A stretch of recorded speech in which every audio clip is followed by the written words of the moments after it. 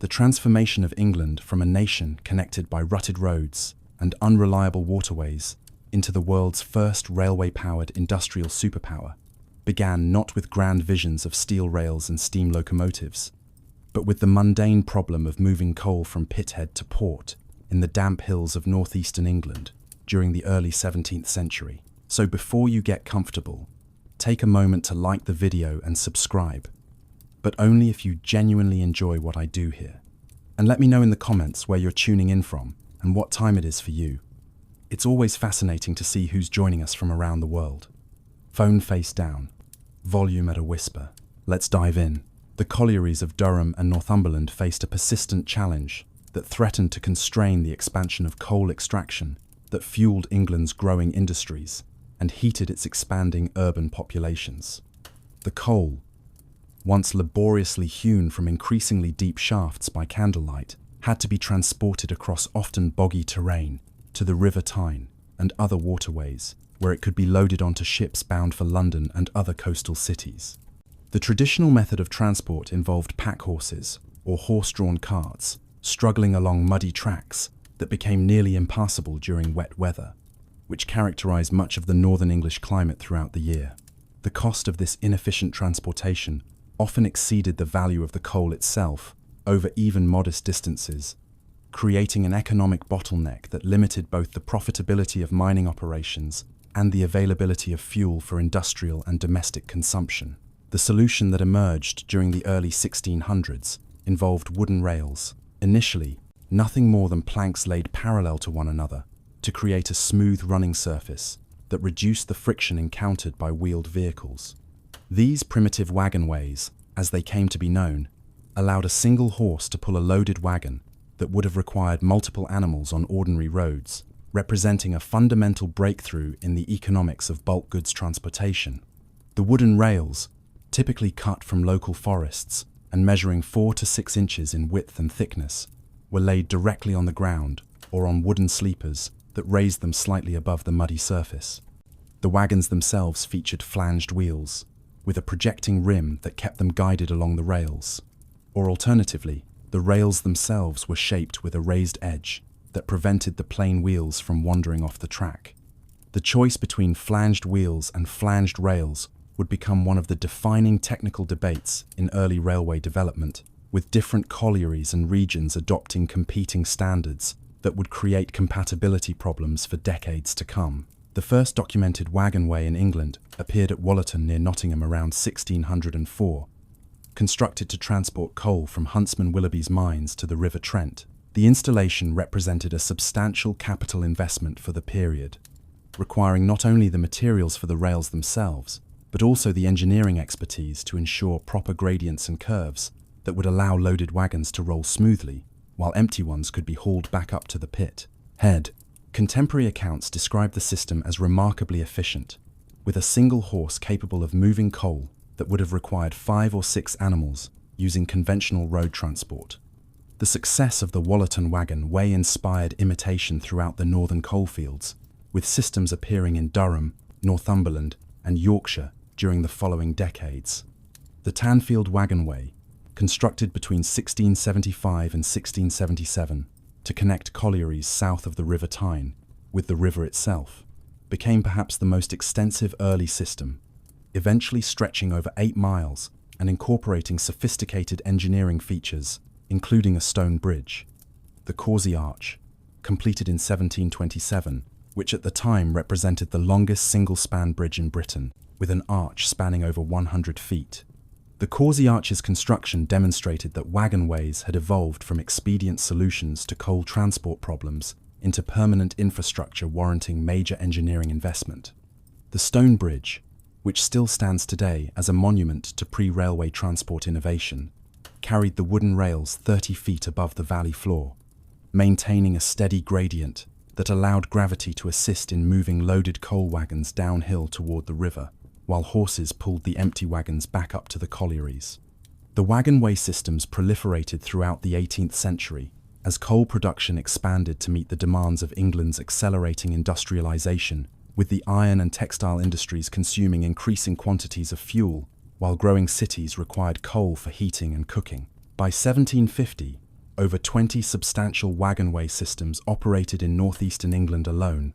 collectively moving hundreds of thousands of tons of coal annually and employing hundreds of horses and drivers who became skilled in managing the laden wagons as they rolled along the wooden rails. The technological evolution of wagonways proceeded gradually throughout the 18th century, driven by the practical problems encountered in daily operations and the economic incentives for improved efficiency. The wooden rails, while superior to no rails at all, suffered from rapid wear under the constant grinding of iron-rimmed wheels and the destructive effects of English weather, which caused the wood to rot, split, and warp. Colliery owners experimented with various treatments to extend rail life, including coating the wood with tar or tallow. But these measures provided only temporary relief from the inevitable deterioration. The most heavily used sections of wagonways required rail replacement every 2 or 3 years, creating ongoing maintenance costs that eroded the economic advantages of the system. The breakthrough came with the introduction of iron rails, which promised far greater durability despite their significantly higher initial cost. The first iron rails appeared on wagonways around 1760, taking the form of flat iron plates that were fixed to the top of wooden rails to protect the wood from wear. These plate rails, typically 3 or 4 inches wide and a 1/4 inch thick, extended the life of the underlying wooden rails considerably, though the iron plates themselves eventually wore through and required replacement. The next innovation involved rails cast entirely from iron, eliminating the wooden component altogether and creating a transportation surface that could withstand decades of heavy use without significant deterioration. Ralph Allen's wagonway at Bath, constructed around 1731 to transport stone from his quarries to the city, was among the first to use rails cast entirely from iron. Though the system remained a local curiosity rather than inspiring widespread imitation due to the high cost of iron at the time, the situation changed as iron production costs declined during the late 18th century, thanks to innovations in smelting technology, particularly Abraham Darby's development of coke-fired blast furnaces that made iron far more economical than the charcoal-based methods that had prevailed for centuries. The availability of cheaper iron coincided with increasing dissatisfaction with wooden rail systems, creating conditions favorable for a transition to all-iron railways that would prove to be a critical step toward the revolutionary transportation systems that would emerge in the following century. The configuration of iron rails evolved through extensive experimentation, as engineers grappled with competing design considerations involving strength, wear resistance, manufacturing cost, and compatibility with existing wagon wheels. The two principal designs that emerged from this experimental period were the plate rail and the edge rail, each with distinct advantages and passionate advocates who promoted their preferred system with the fervor of religious converts. Plate rails, also called tramways or tramroads, featured an L-shaped cross-section with a flat horizontal surface on which plain wagon wheels rolled and a vertical flange on the inner or outer edge that prevented the wheels from leaving the track. The plate rail system possessed the significant advantage of allowing wagons with ordinary wheels to use the rails, making it possible for the same vehicle to operate both on the special tracks and on conventional roads, providing flexibility that appealed to colliery and quarry owners who needed to serve multiple destinations. Edge rails, in contrast, consisted of simple bars with a curved or flat-top surface on which flanged wheels ran, with the flange on the wheels rather than the rails keeping the vehicle on track. The edge rail design concentrated the rail's cross-sectional area in a vertical web that provided superior strength for a given weight of iron, making it more economical for longer spans between supports and more resistant to bending under heavy loads. The edge rail's advocates argued that flanges on wheels rather than rails made more sense mechanically, as it seemed more logical to have the moving part carry the guidance feature rather than requiring miles of stationary rail to incorporate the flange. The debate between plate rail and edge rail proponents continued throughout the early decades of the 19th century, with different railway projects adopting different standards based on local preferences,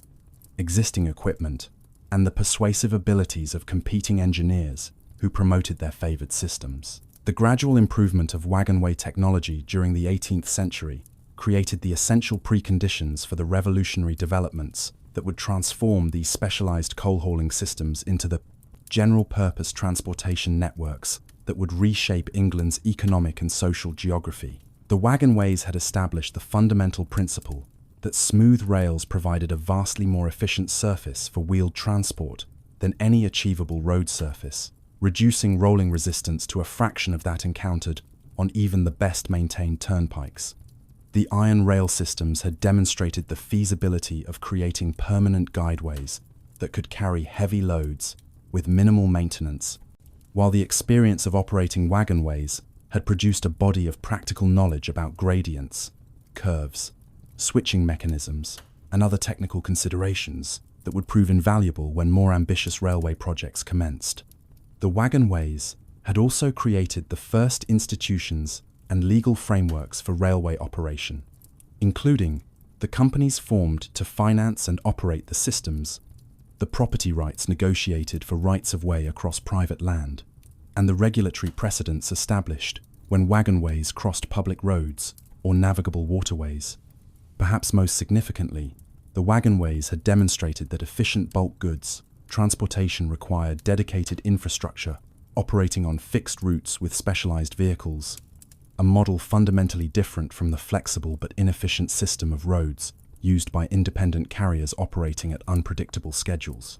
This conceptual shift from viewing transportation as a service provided by mobile carriers to seeing it as a utility provided through fixed infrastructure represented a crucial intellectual prerequisite for the railway age that would soon transform Britain and eventually the entire world. The wagonways had shown that with proper investment in permanent infrastructure, the cost of moving goods could be reduced by an order of magnitude compared to traditional road transport,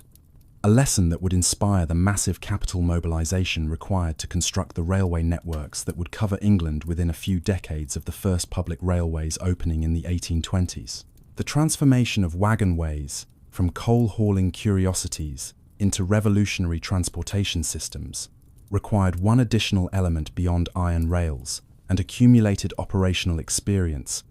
an element that would arrive through the convergence of two separate streams of 18th century technological development. The first stream involved the scientific understanding of steam power and its practical application to pumping water from mines,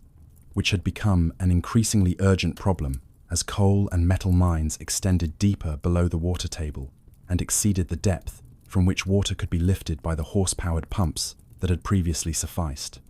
The second stream involved the gradual improvement of metallurgical and machining capabilities that made it possible to construct cylinders, pistons, valves, and other components with sufficient precision and reliability to contain and direct steam at useful pressures. The synthesis of these two streams produced the steam engine. Initially, a massive stationary installation used exclusively for mine pumping,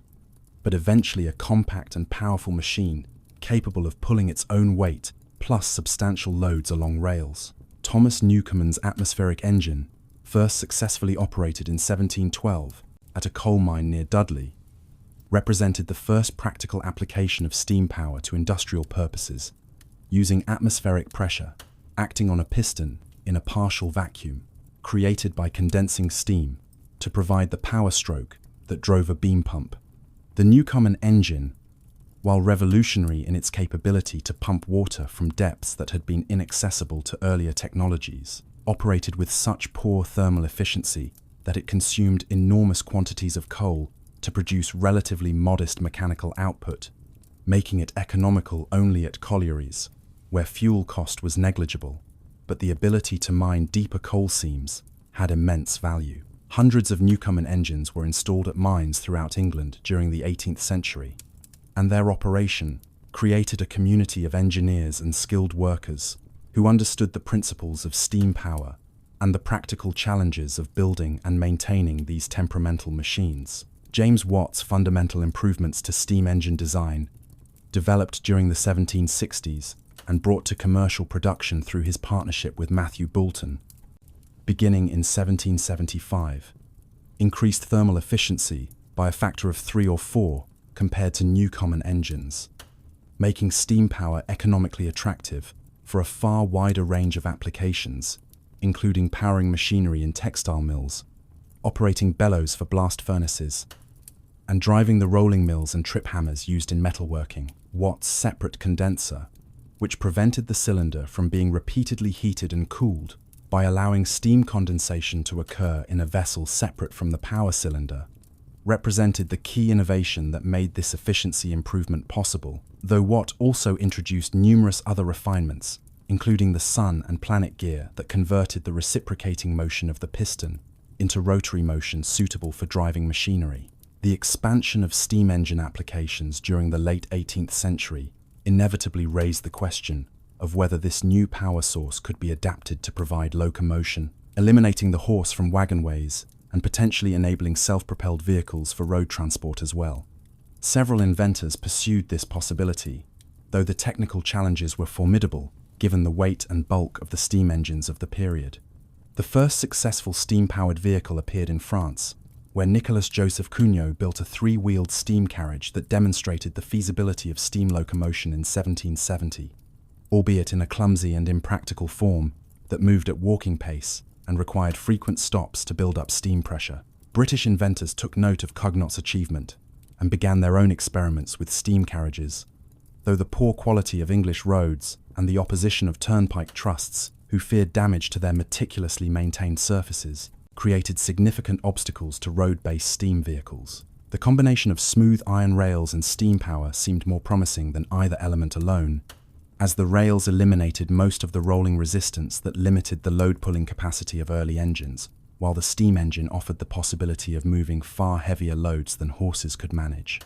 The practical challenge involved creating a steam engine compact and light enough to operate economically while still possessing sufficient power to move its own weight, plus a useful load,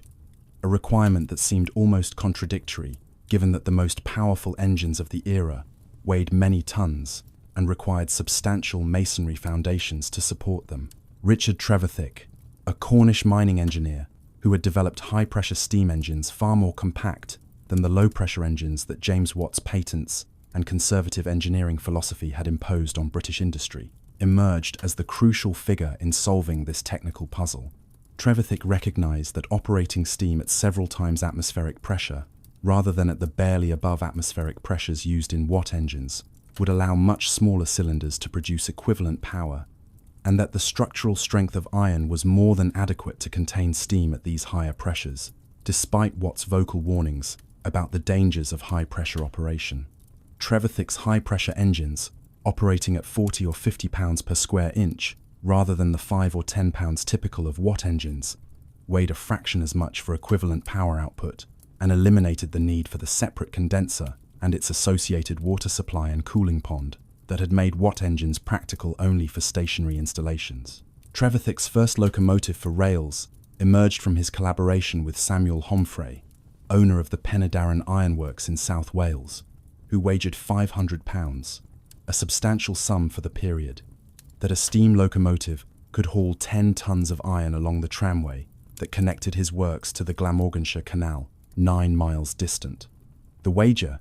made in 1803 with a rival ironmaster who insisted that such a feat was impossible, motivated Trevithick to design and construct a locomotive specifically for this demonstration. The Penydarren locomotive, completed in early 1804, featured a single horizontal cylinder with a large diameter piston that drove the wheels through a flywheel and gears, creating a machine that weighed nearly 5 tons and could, at least in theory, haul several times its own weight at walking pace. The trial run on February 21st, 1804, attracted enormous attention from the local population, who had never witnessed a self-propelled vehicle of any kind and regarded the project with a mixture of skepticism and wonder. The locomotive, with Trevithick himself managing the controls, successfully hauled a train of 5 wagons loaded with 10 tons of iron plus 70 men who had clambered aboard to witness this historic journey, covering the 9 miles to the canal at an average speed of just under 5 miles per hour, despite several stops to clear obstructions from the track and to cut down overhanging tree branches that impeded the passage of the Tessaday, locomotive's tall smokestack. The technical success of the demonstration was marred by serious damage to the cast iron plate rails, which cracked under the concentrated weight of the locomotive, revealing a fundamental problem that would require resolution before steam locomotives could become practical for regular service on the relatively light track structures that characterized early 19th century wagonways. The brittle cast iron used for rails, while adequate for the distributed loads of horse-drawn wagons, could not withstand the shock loads imposed by a 5-ton locomotive, with its weight concentrated on a few small contact patches between wheels and rails,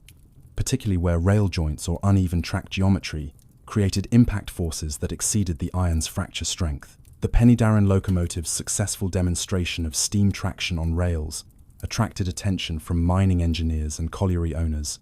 though the rail braking problem and the locomotive's considerable operating costs relative to horsepower prevented immediate commercial adoption of the technology.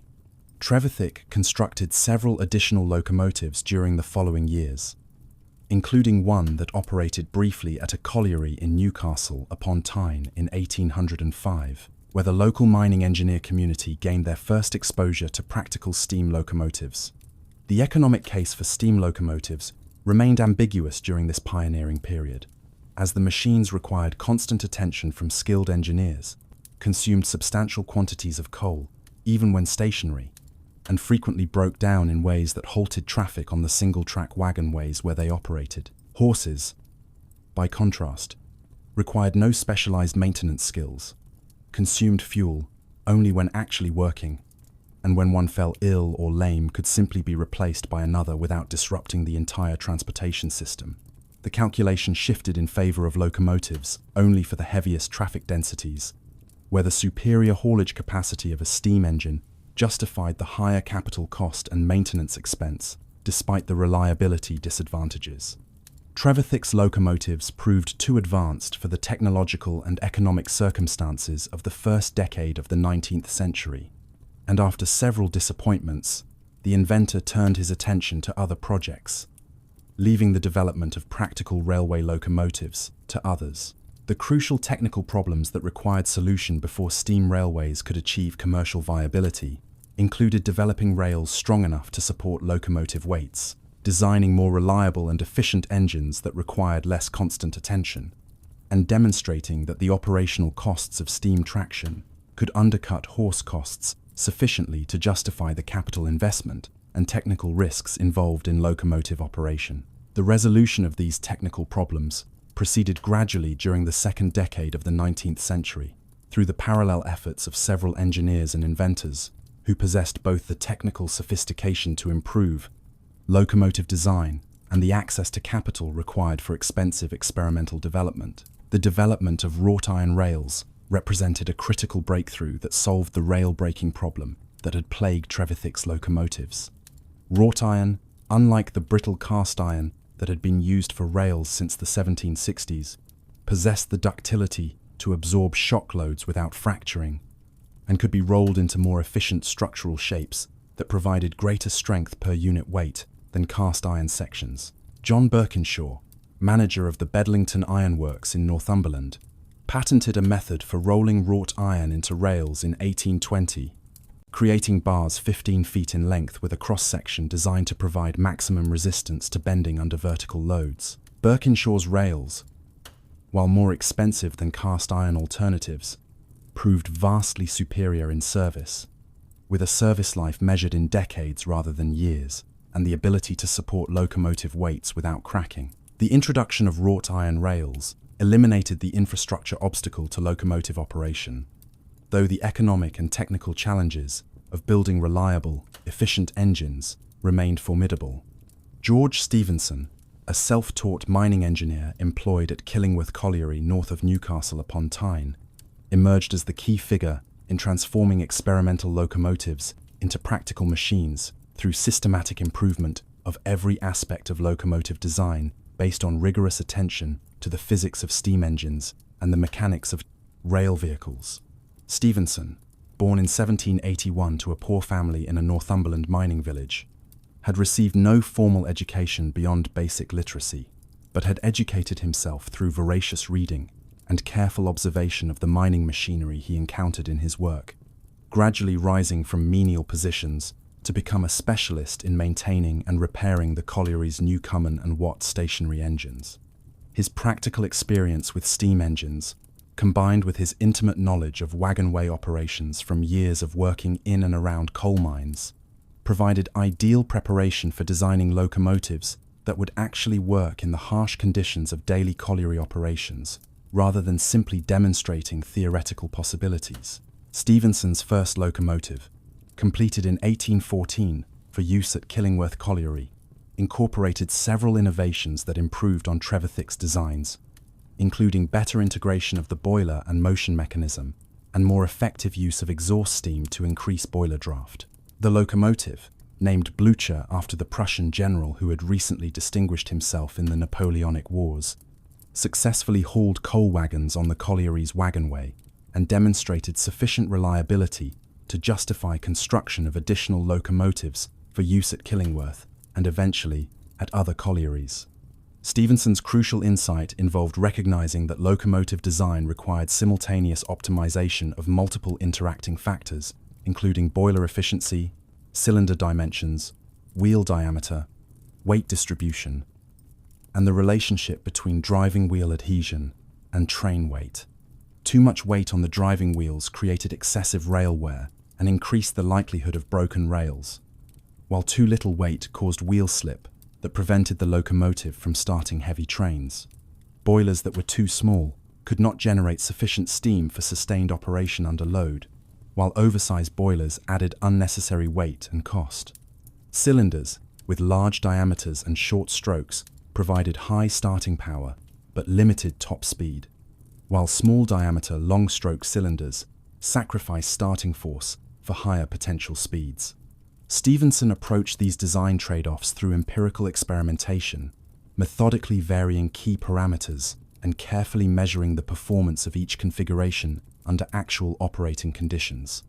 This systematic experimental methodology, unusual for the era, enabled rapid improvement in locomotive performance, as Stephenson learned from each trial, and incorporated the lessons into subsequent designs. By 1820, Stephenson's locomotives at Killingworth were hauling 90-ton loads at 4 miles per hour, demonstrating conclusively that steam traction could economically replace horses for the heaviest traffic flows, despite the higher capital costs and maintenance requirements. The accumulation of successful operating experience with Stephenson's locomotives at Killingworth and several other collieries in northeastern England created the foundation for the project that would demonstrate the revolutionary potential of steam railways to the wider world.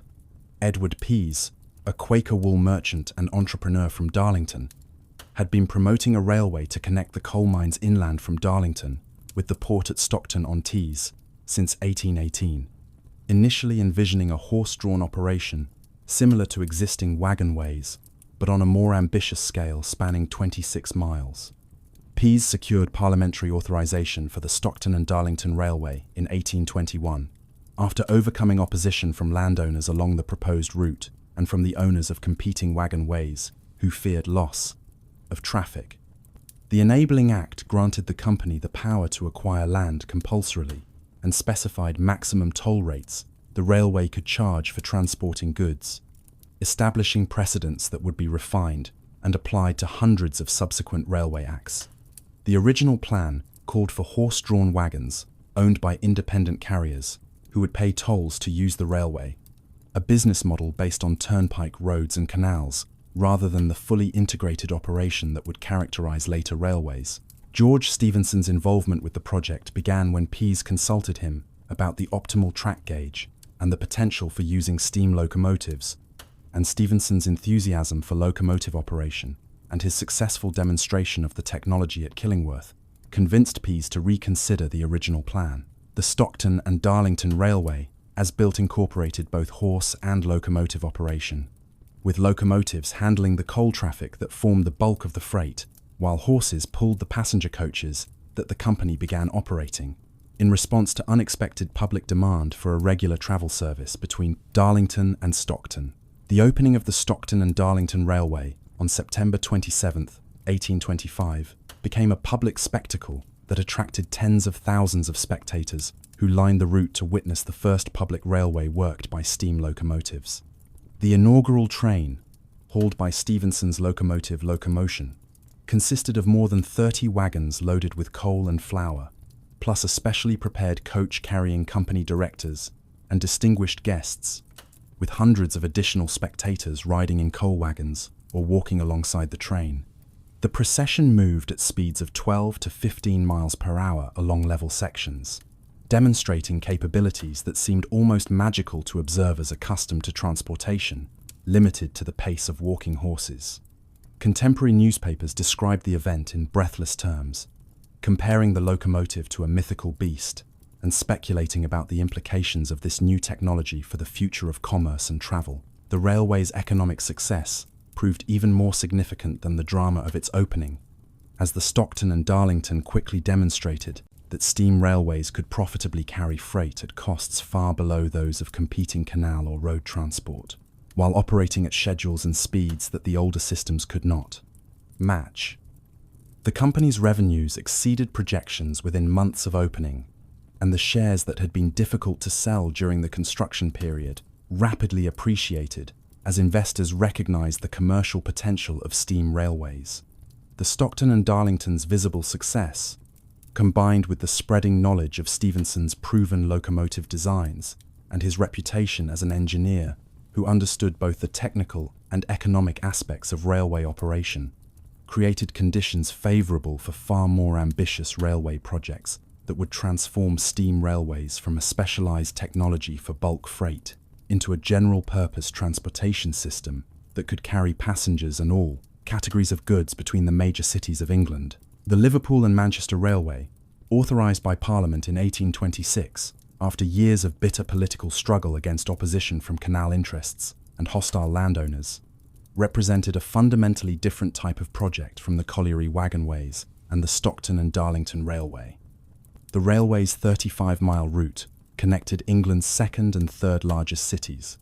traversing terrain that included formidable engineering obstacles and passing through areas of dense development where land acquisition costs reached unprecedented levels. The railway's promoters, led by Liverpool merchants, frustrated with the high freight rates and poor service provided by canal companies that enjoyed monopoly control over goods movement between Liverpool's port and Manchester's textile factories, envisioned a fully integrated transportation system that would operate its own locomotives and rolling stock, rather than simply providing infrastructure for independent carriers. The engineering challenges of the Liverpool and Manchester Railway demanded innovations that extended far beyond anything attempted on earlier railways, creating a project that would push contemporary civil engineering to its limits. George Stephenson, appointed chief engineer for the project, despite having no formal engineering credentials, faced the task of surveying and constructing a route that crossed the treacherous bog of Chat Moss, an area of deep peat that had defeated all previous attempts at construction, while also requiring tunnels, substantial cuttings, and bridges far larger than anything built for previous railways. The Chat Moss crossing, which many contemporary engineers declared impossible, required Stephenson to develop innovative construction techniques, including floating the railway embankment on brushwood rafts that distributed the weight of fill material across the bog's unstable surface. The work consumed vast quantities of material and many months of effort, as successive attempts to fill the bog seemed only to create bottomless voids that swallowed earth and rock without producing a stable foundation.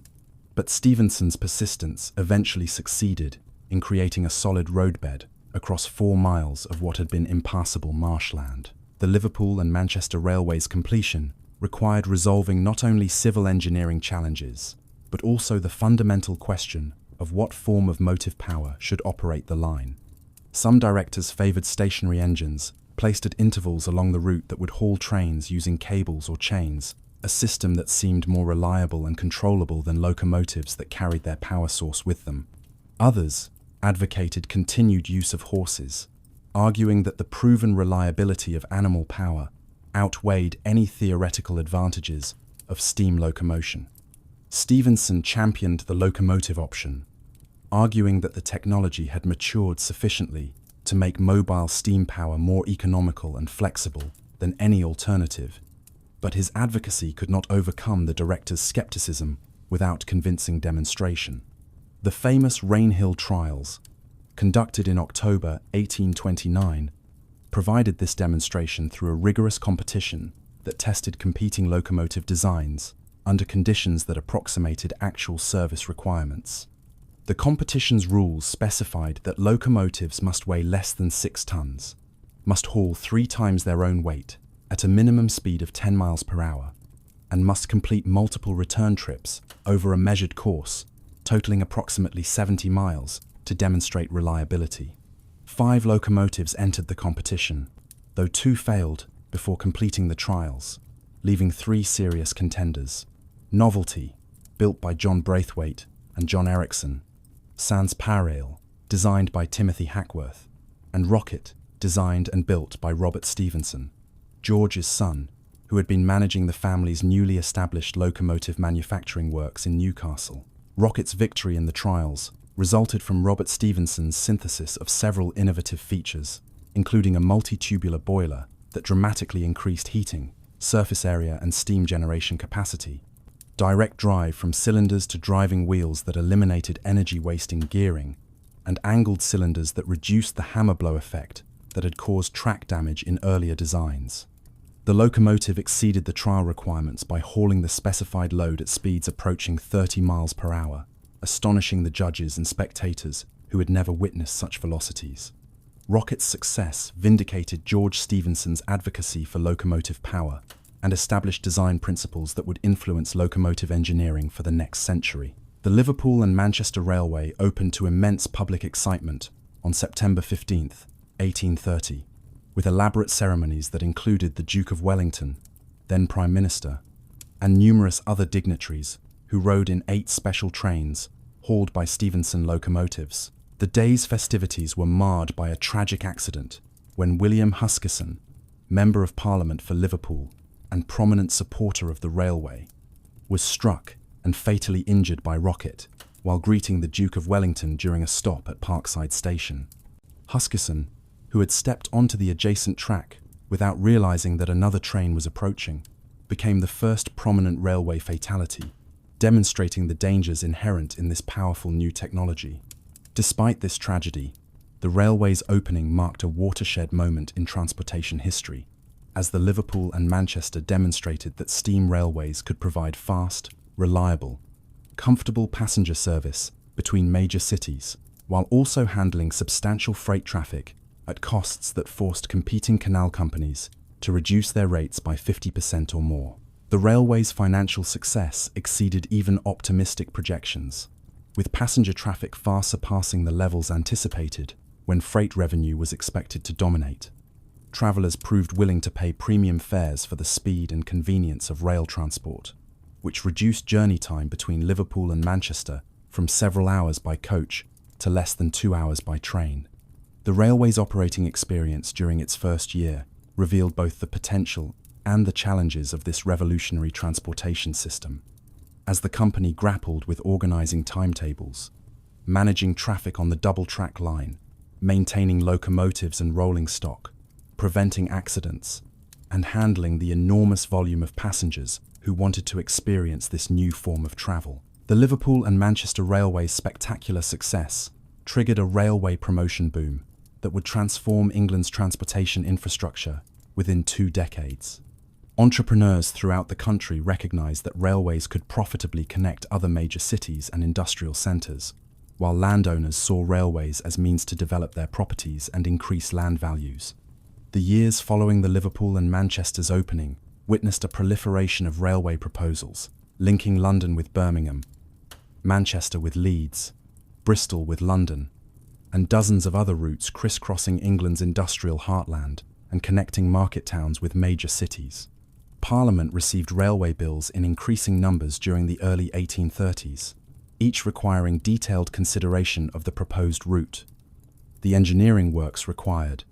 the capital structure of the promoting company, and the impact on existing property rights and competing transportation interests. The legislative process for railway authorisation became increasingly standardised as Parliament developed procedures for handling the flood of railway bills,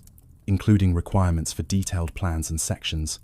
mandatory hearings where opponents could voice objections, and standard provisions regarding compensation for landowners and protection of public interests. The standardization of the authorization process reduced the time and expense required to obtain railway acts, though the costs remained substantial enough to limit railway promotion to well-capitalized groups who could afford the several £1,000s typically required for surveying, legal fees, and parliamentary expenses before construction could commence. The railways authorized during the early 1830s reflected diverse visions of how rail transportation should develop, with some companies planning short lines connecting nearby towns, while others pursued ambitious trunk routes linking major cities across hundreds of miles. The London and Birmingham Railway, authorized in 1833 after fierce opposition from landowners, canal companies, and coaching interests, exemplified the trend toward major trunk lines that would form the backbone of England's railway network. The London and Birmingham Railway's 112-mile route posed engineering challenges that surpassed even those of the Liverpool and Manchester Railway, requiring substantial earthworks, including the Kilsby Tunnel, extending nearly 1.5 miles through unstable geology. The tring cutting excavated to 60 feet in depth through resistant chalk formations, and numerous viaducts and bridges that carried the line across rivers, roads, and canals. Robert Stephenson, appointed chief engineer for the project despite his youth, directed the work of 20,000 labourers who excavated, hauled, and placed the millions of cubic yards of earth required to create the railway's gentle gradients. The construction challenges included not only the sheer scale of earth moving, but also the unpredictable geological conditions encountered when excavations reached depths where surface observations provided no guidance about subsurface structure. The Kilsby Tunnel's construction encountered unforeseen difficulties when the excavation breached a water-bearing sand layer that flooded the workings, requiring installation of powerful steam pumps and many months of delay while the excavation was dewatered before tunneling could proceed. The extra costs resulting from these and other unforeseen difficulties pushed the project's final cost to approximately £5.5 million, nearly double the original estimate, placing severe strain on the company's finances and requiring multiple capital calls that tested shareholders' commitment to the project. Despite the cost overruns and construction difficulties, the railway's opening in stages during 1837 and 1838 demonstrated that steam railways could conquer the substantial distances and challenging terrain between England's major cities, reducing journey time from London to Birmingham from 12 hours by coach to under 5 hours by rail. The success of the London and Birmingham Railway and other early trunk lines during the late 1830s confirmed that railways represented not merely an improvement on existing transportation, but a revolutionary technology that could reshape England's economic geography. The dramatic reduction in travel times and freight costs enabled by railways altered the competitive position of different industrial regions and created opportunities for economic development in areas that had been marginalized by their distance from navigable waterways or good roads. Agricultural regions gained access to urban markets for perishable products like milk and fresh vegetables that could now reach cities while still fresh, while manufactured goods could be distributed across the entire country at costs that made previously local industries competitive in national markets. The railway's impact on passenger travel proved even more transformative than their freight effects, as the dramatic reduction in travel costs and times made mobility accessible to middle and working class people who had rarely ventured far from their homes. The railways created a new middle-class culture of excursions and holidays as urban populations gained the ability to visit the seaside or countryside for day trips or short visits.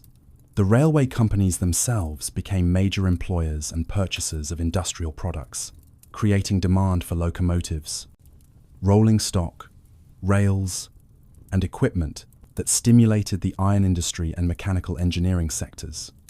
The scale of capital mobilization required for railway construction exceeded anything previously attempted in Britain, establishing new models for corporate finance and management that would influence industrial organization in other sectors. Railway companies pioneered the use of limited liability joint stock organization, that enabled thousands of middle-class investors to participate in large-scale industrial ventures, democratizing capital ownership while creating volatile securities markets, as railway shares became vehicles for speculation as well as long-term investment. The railway promotion boom of the mid-1840s, remembered as the railway mania, represented the most intense period of speculation and construction in the entire history of British railways. The boom's origins lay in the combination of several factors, including the demonstrated profitability of early railways, the accumulation of capital seeking investment opportunities during a period of general prosperity, the entrepreneurial ambitions of provincial merchants and manufacturers who sought railways to serve their localities, and the technical confidence generated by successful completion of challenging engineering projects like the London and Birmingham Railway. The years 1844 through 1846 witnessed an explosion of railway promotion, as entrepreneurs throughout England organised companies to build railways between virtually every pair of towns that seemed capable of generating traffic. Parliament received more than 600 railway bills during 1845 alone, proposing more than 9,000 miles of new construction that would have required capital exceeding £200 million if all had been built. The promotional frenzy was fueled by rising share prices that enabled early investors in successful railways to realise substantial profits, creating a demonstration effect that attracted less sophisticated investors who hoped to replicate these gains. Railway promotion became a form of gambling, as speculators purchased shares in proposed railways with the intention of selling once share prices rose, rather than holding for long-term investment, creating market dynamics that drove prices far above levels justified by realistic assessments of likely future earnings. The promoters of many questionable schemes exploited public enthusiasm for railways by proposing lines that duplicated existing routes or served areas with insufficient traffic potential, collecting deposits from naive investors and using the funds to pay preliminary expenses, including their own fees, before abandoning projects when parliamentary authorization failed or capital could not be raised for actual construction. The railway mania's collapse during 1846 and 1847 ruined thousands of investors who discovered that the shares they had purchased at inflated prices in poorly conceived railway projects were worthless when the companies failed or were unable to raise capital for construction. The crash particularly affected middle-class investors who had been drawn into railway speculation by the success of early railways and had mortgaged property or committed savings to purchase shares that they could not afford to lose. The human cost of the railway mania appeared in bankruptcy proceedings, newspaper advertisements seeking buyers for unmarketable railway shares, and the memoirs of ruined investors who described the psychological and financial devastation of losing their life savings. The economic consequences extended beyond individual losses to include the collapse of banks and financial institutions that had extended credit against railway share collateral, creating a financial crisis that threatened the broader economy. Despite the speculative excess and financial destruction, the railway mania left a substantial legacy of actual railway construction, as many of the authorized projects, even those promoted primarily for speculative purposes, were built once the initial capital had been raised. The railway mileage open in England expanded from approximately 2,000 miles in 1843 to more than 6,000 miles by 1850, creating the basic framework of a national railway network that connected all major cities and most significant market towns. The construction boom provided employment for tens of thousands of navvies, the mobile construction labourers who excavated cuttings, raised embankments, and built the tunnels and viaducts required for railway construction. The work was dangerous and physically demanding,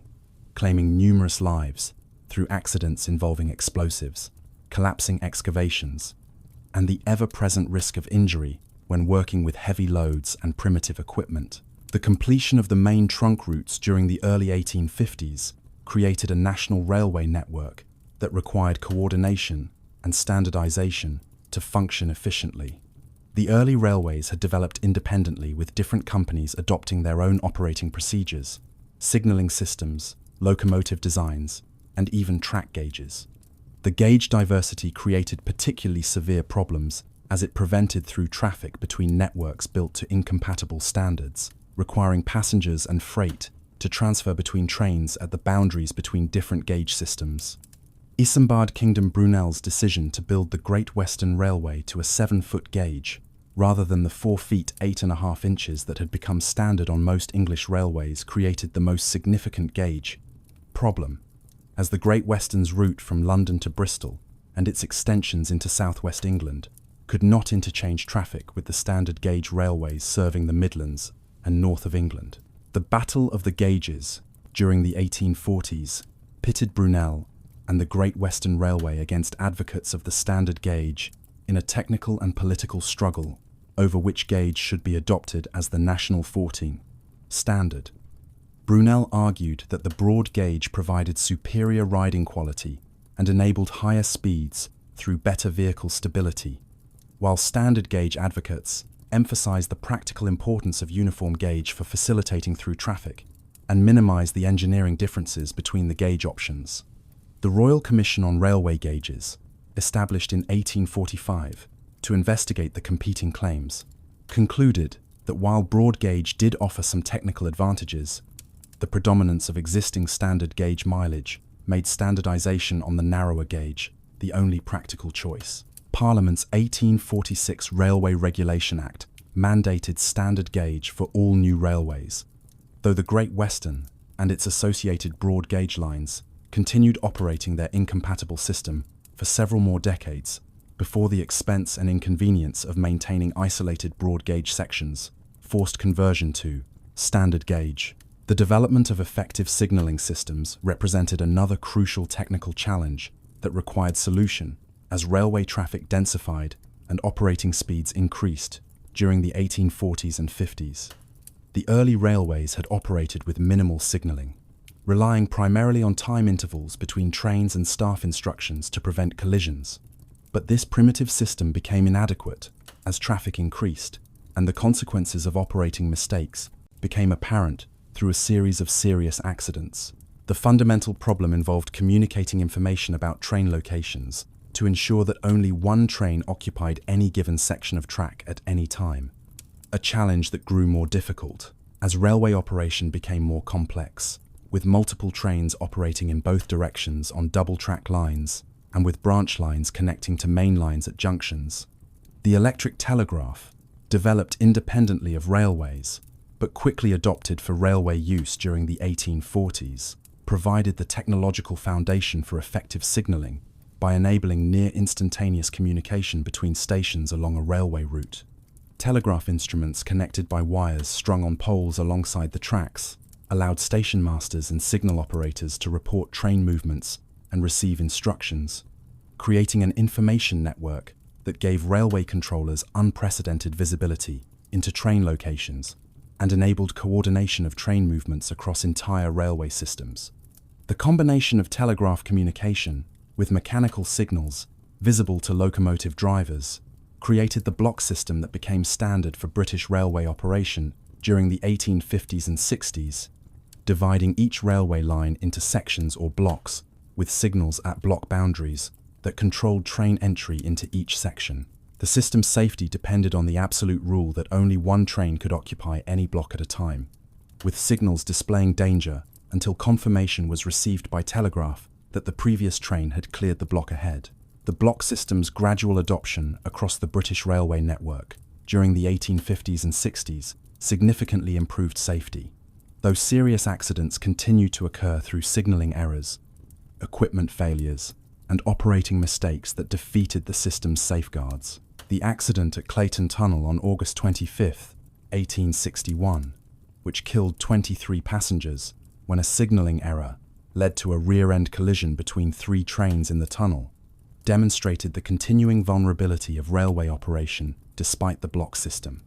The accident's investigation revealed that the signalling arrangements at the tunnel had been inadequate for the density of traffic, and that the signalman's attempts to rectify an error had actually made the situation worse. The inquiry's recommendations led to improvements in signalling practice and equipment that reduced, but never eliminated, the risk of accidents resulting from human error or equipment failure. The question of legal responsibility for railway accidents became increasingly contentious during this period. as the courts grappled with determining the standard of care that railways owed to passengers and the extent to which companies could limit their liability through contractual provisions printed on tickets. The Railway Regulation Act of 1844 had established the principle of government oversight of railway safety through provisions requiring Board of Trade inspection of new railways before opening an investigation of serious accidents. But the Act's enforcement provisions were weak, and the Board of Trade lacked resources for systematic safety regulation. The railway companies that emerged from the consolidation process of the 1850s and 60s included several large systems that would dominate British railway operation for the next century. The London and North Western Railway, formed in 1846 through merger of the London and Birmingham, Grand Junction, and Manchester and Birmingham Railways, controlled routes from London to Birmingham, Manchester, and Liverpool, creating the most profitable railway company in Britain, with revenues exceeding those of many continental European railways combined. The Great Western Railway maintained its identity throughout this period, while extending its network from London to Bristol, South Wales, and southwest England, creating a regional monopoly that enabled the company to maintain its broad gauge system despite the national standardization on standard gauge. The Midland Railway emerged from a complex series of mergers during the 1840s and 50s to control routes connecting London with Yorkshire and the East Midlands, developing a reputation for providing high-quality passenger services that competed successfully with the London and North Western, despite lacking the most direct routes between major cities. The Great Northern Railway, completed from London to Yorkshire in 1852, challenged the established companies by offering more direct routes to northern England and Scotland, triggering competitive wars that benefited passengers through improved services and reduced fares, but strained the finances of competing companies. The North Eastern Railway dominated the northeastern region that had seen the earliest railway development,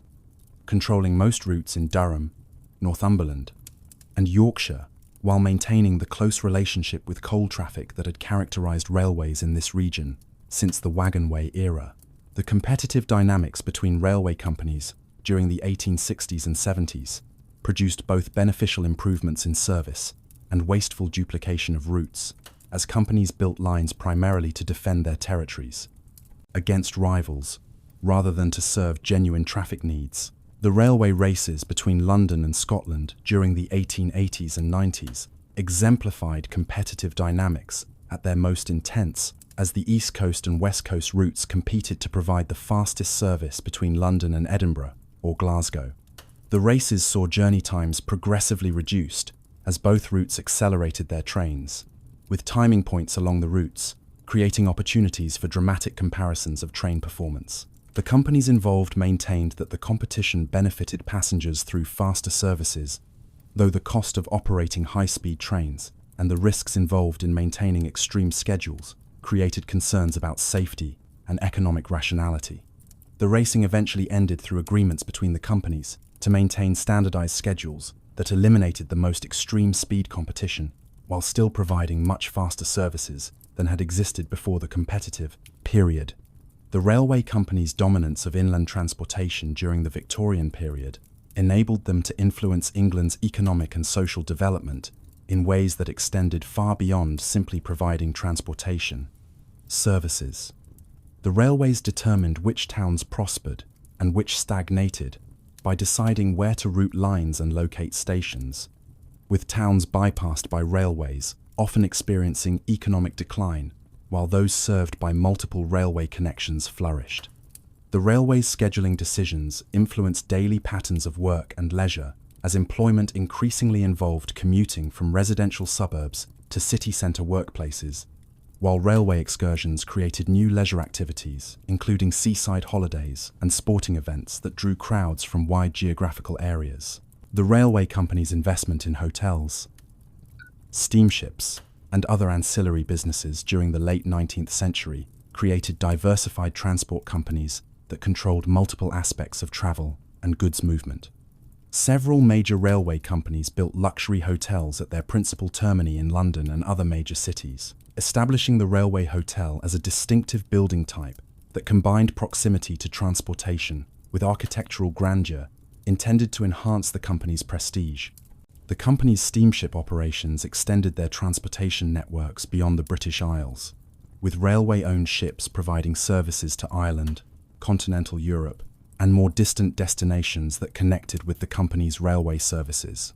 The Great Western Railway's development of Fishguard as a port for Irish traffic, and the London and North Western's similar development of Holyhead, created infrastructure investments that served both the company's commercial interests and broader national objectives of maintaining communications with Ireland. The railway company's political influence during this period was substantial, though not unlimited, with the companies maintaining close relationships with members of Parliament who represented constituencies served by their lines, while also facing criticism from politicians who saw the railways as monopolistic corporations that abused their market power.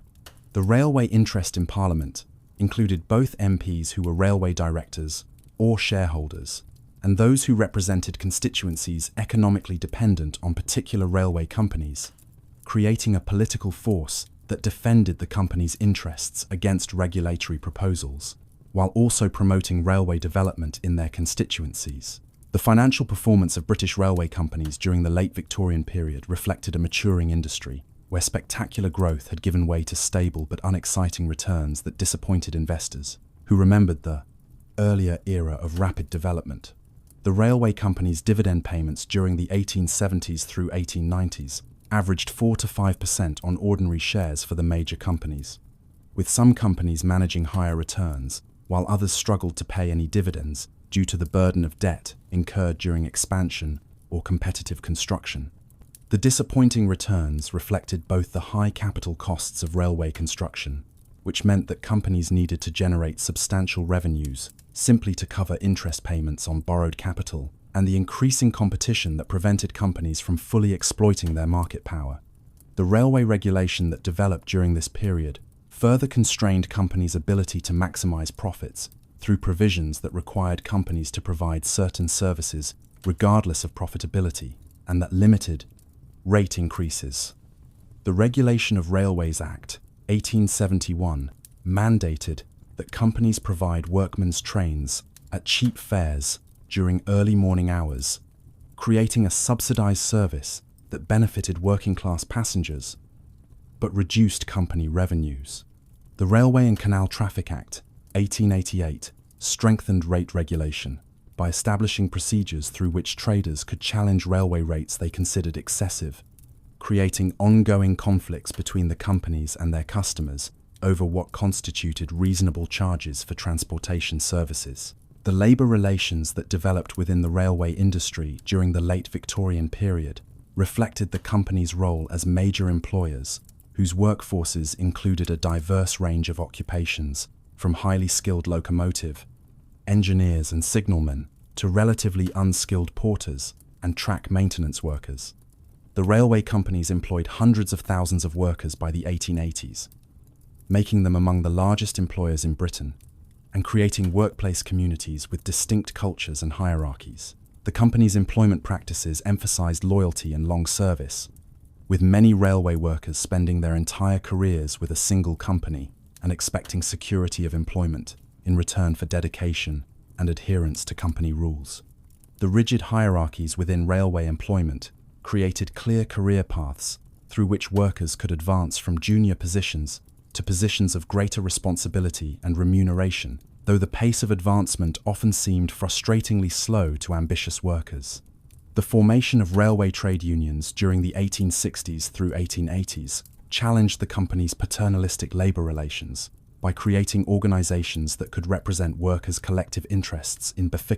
negotiations over wages and working conditions. The Amalgamated Society of Railway Servants, founded in 1872, became the principal union representing railway workers, though its membership included only a minority of railway employees during its early decades due to company hostility toward union membership and workers' fears that union activity would harm their career prospects. The railway strike of 1891 represented the first major industrial conflict between railway companies and organised labour, demonstrating both the power of coordinated strike action and the limits of that power when opposed by determined companies backed by government support. The strike began on August 14, 1891, when the Amalgamated Society of Railway Servants called members, employed by several Scottish railway companies, to cease work in support of demands for wage increases and recognition of the union's right to represent workers in negotiations with management. The strike spread to English railways when companies including the Midland Railway dismissed workers who expressed sympathy with the Scottish strikers, leading to walkouts that disrupted services across much of Britain's railway network. The government's intervention in support of the companies, including deployment of troops to guard railway installations and protection of replacement workers, demonstrated the state's determination to maintain essential transportation services, even at the cost of supporting employers against workers. The strike's collapse, after 10 days left the union weakened and many strikers dismissed or blacklisted. But the conflict established precedents for railway labour relations that would influence subsequent developments. The companies recognised that they needed to address workers' legitimate grievances to prevent future conflicts, leading to gradual improvements in wages and working conditions during the 1890s, even as the companies maintained their opposition to formal union recognition. The technological evolution of British railways during the late 19th century produced incremental improvements in locomotive design, rolling stock comfort, and infrastructure reliability that cumulatively transformed the railway travel experience. The locomotives that hauled express passenger trains during the 1890s bore little resemblance to the experimental machines of the 1820s, having evolved into sophisticated machines capable of sustained high-speed operation with reliability that allowed companies to maintain demanding schedules over hundreds of miles. The compound expansion principle, which used steam sequentially in high-pressure and low-pressure cylinders to extract maximum energy from each pound of steam, increased fuel efficiency and reduced the frequency of coaling stops that interrupted journey times. The locomotive boiler designs evolved to provide greater steam generation capacity through increased heating surface and improved combustion efficiency, enabling locomotives to haul heavier trains at higher speeds without exhausting their steam supply. The development of effective continuous braking systems during the 1870s and 80s addressed the critical safety problem of stopping heavy trains traveling at high speeds, with the Westinghouse automatic air brake becoming standard on passenger trains during this period. The automatic feature ensured that brake application occurred if the train separated or if the brake pipe pressure was lost for any reason, providing crucial safety protection that earlier braking systems lacked. The passenger rolling stock that evolved during the Victorian period reflected changing expectations about railway travel comfort and the company's recognition that superior accommodations could justify premium fares and attract passengers from competing railways. The first-class carriages of the 1890s featured upholstered seating, carpeted floors, heating systems for winter comfort, and increasingly, access to toilet facilities that eliminated the need for station stops to accommodate passengers' needs. The introduction of dining cars during the 1870s enabled passengers to obtain meals without leaving the train, transforming long-distance travel from an ordeal to be endured into an experience that could be enjoyed. The sleeping cars introduced on overnight services provided bed accommodations that allowed passengers to rest during journeys, though these remained luxuries available only to first-class passengers willing to pay supplementary fares. The gradual improvement of third-class accommodations during the late Victorian period reflected both competitive pressures and regulatory requirements that forced companies to provide adequate comfort for passengers paying lower fares. The third-class carriages of the 1890s offered wooden benches rather than upholstered seats and lacked most amenities available in higher classes, but they provided weather protection and reasonable comfort that contrasted sharply with the open wagons that had carried third-class passengers during the 1840s. The democratization of railway travel through improved third-class accommodations and reduced fares enabled working-class families to participate in the mobility revolution that railways created,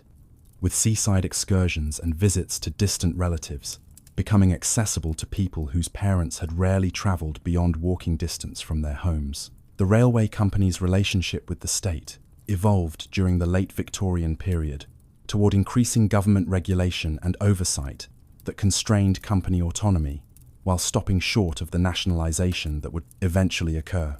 The Railway and Canal Traffic Act, 1888, strengthened government powers to regulate railway rates and investigate complaints from traders who believed they were being overcharged for freight services, creating a regulatory framework that remained in place until the First World War. The Board of Trade's Railway Department expanded its staff and responsibilities during this period, moving beyond the limited safety inspection role established in 1844 to encompass broader oversight of railway operations and finances. The railway companies resisted many regulatory initiatives as unwarranted government interference in commercial operations, arguing that competitive pressures provided better protection for customers than government regulation, and that excessive regulation would impair the company's financial health. The debate over railway regulation reflected broader Victorian controversies about the appropriate role of government in economic affairs, with railway regulation serving as a test case for the limits of laissez-faire principles when applied to industries characterized by high capital requirements, natural monopoly tendencies, and crucial importance to national economic functioning. The incremental expansion of railway regulation during this period established precedents that would influence government policy toward other industries, while reflecting a pragmatic British approach that sought to balance private ownership and operation with government oversight to protect public interests. The outbreak of the First World War in August 1914 thrust British Railways into a role for which they had not specifically prepared, but which would test their operational capabilities to the limit.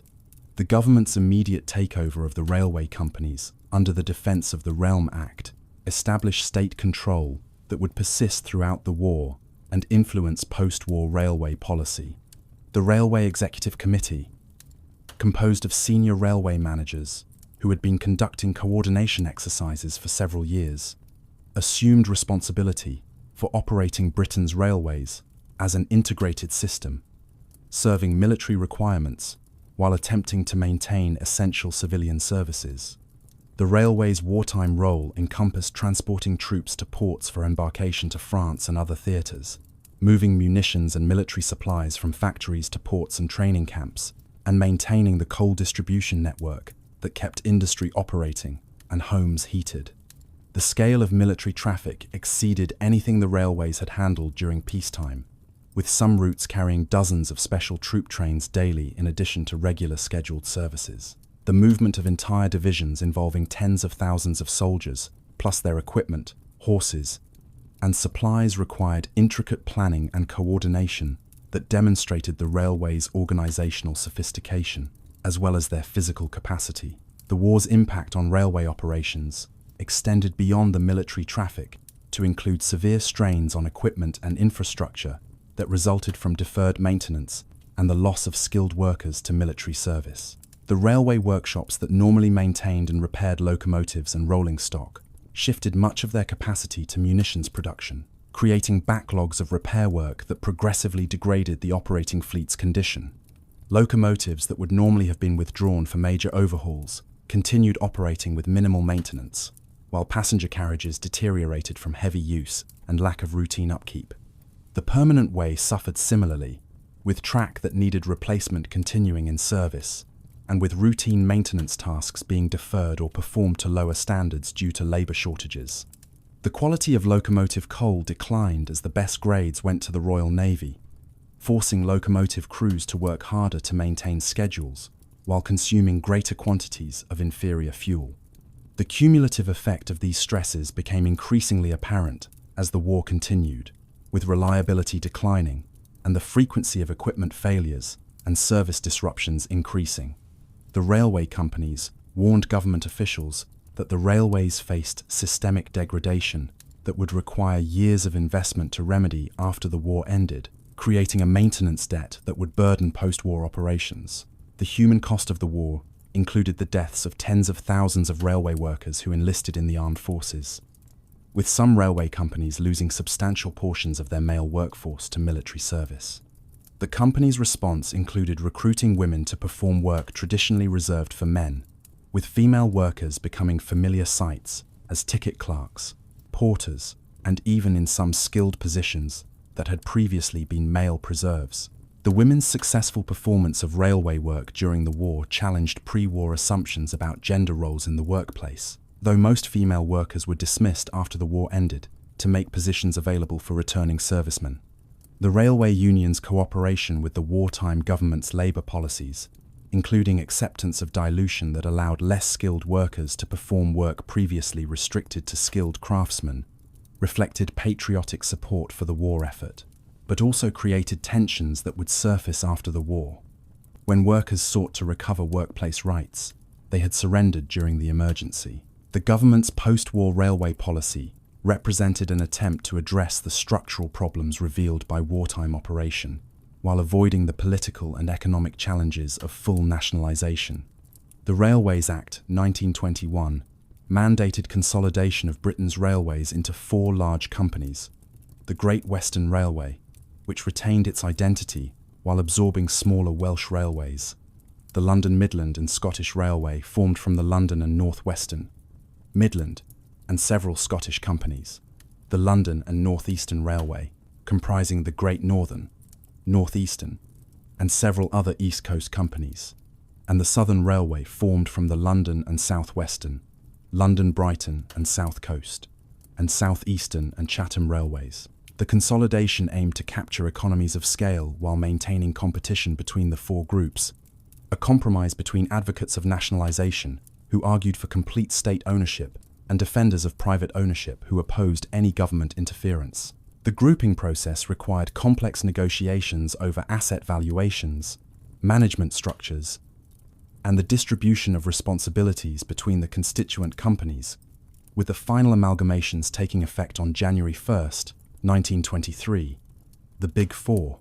as the grouped companies became known, dominated British railway operation for the next quarter century, developing distinctive corporate identities and competitive strategies, while facing common challenges, including the burden of deferred maintenance inherited from wartime operation, rising competition from road transport, and persistent economic difficulties that limited investment in modernization. The interwar period witnessed mounting competitive pressure from road transport that eroded the railway's previously dominant position in freight and passenger markets. The proliferation of motor lorries during and after the First World War created flexible freight transport that could provide door-to-door service without the need for cartage to and from railway stations, capturing traffic that railways had previously handled without competition. The expansion of motor bus services undermined the railway's local passenger services, offering greater frequency and convenience for short-distance travel, while requiring far less capital investment than railway operation. The growth of private automobile ownership among middle-class families reduced demand for railway travel, as families chose the flexibility and independence of motoring over the fixed schedules and shared accommodations of railway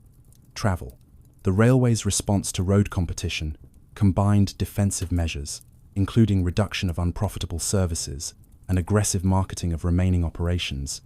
investments in road transport through railway-owned bus and lorry operations that attempted to recapture traffic lost to independent road carriers, and ultimately political campaigns for regulation of road transport to create a level playing field between rail and road carriers. The Road Traffic Act 1930 established licensing requirements for bus and lorry operations that gave railway companies some protection against unfettered road competition,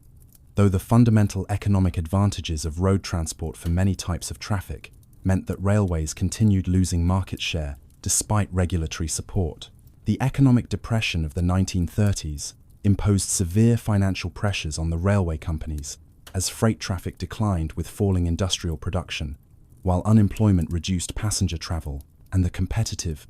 environment prevented rate increases that might have maintained revenues.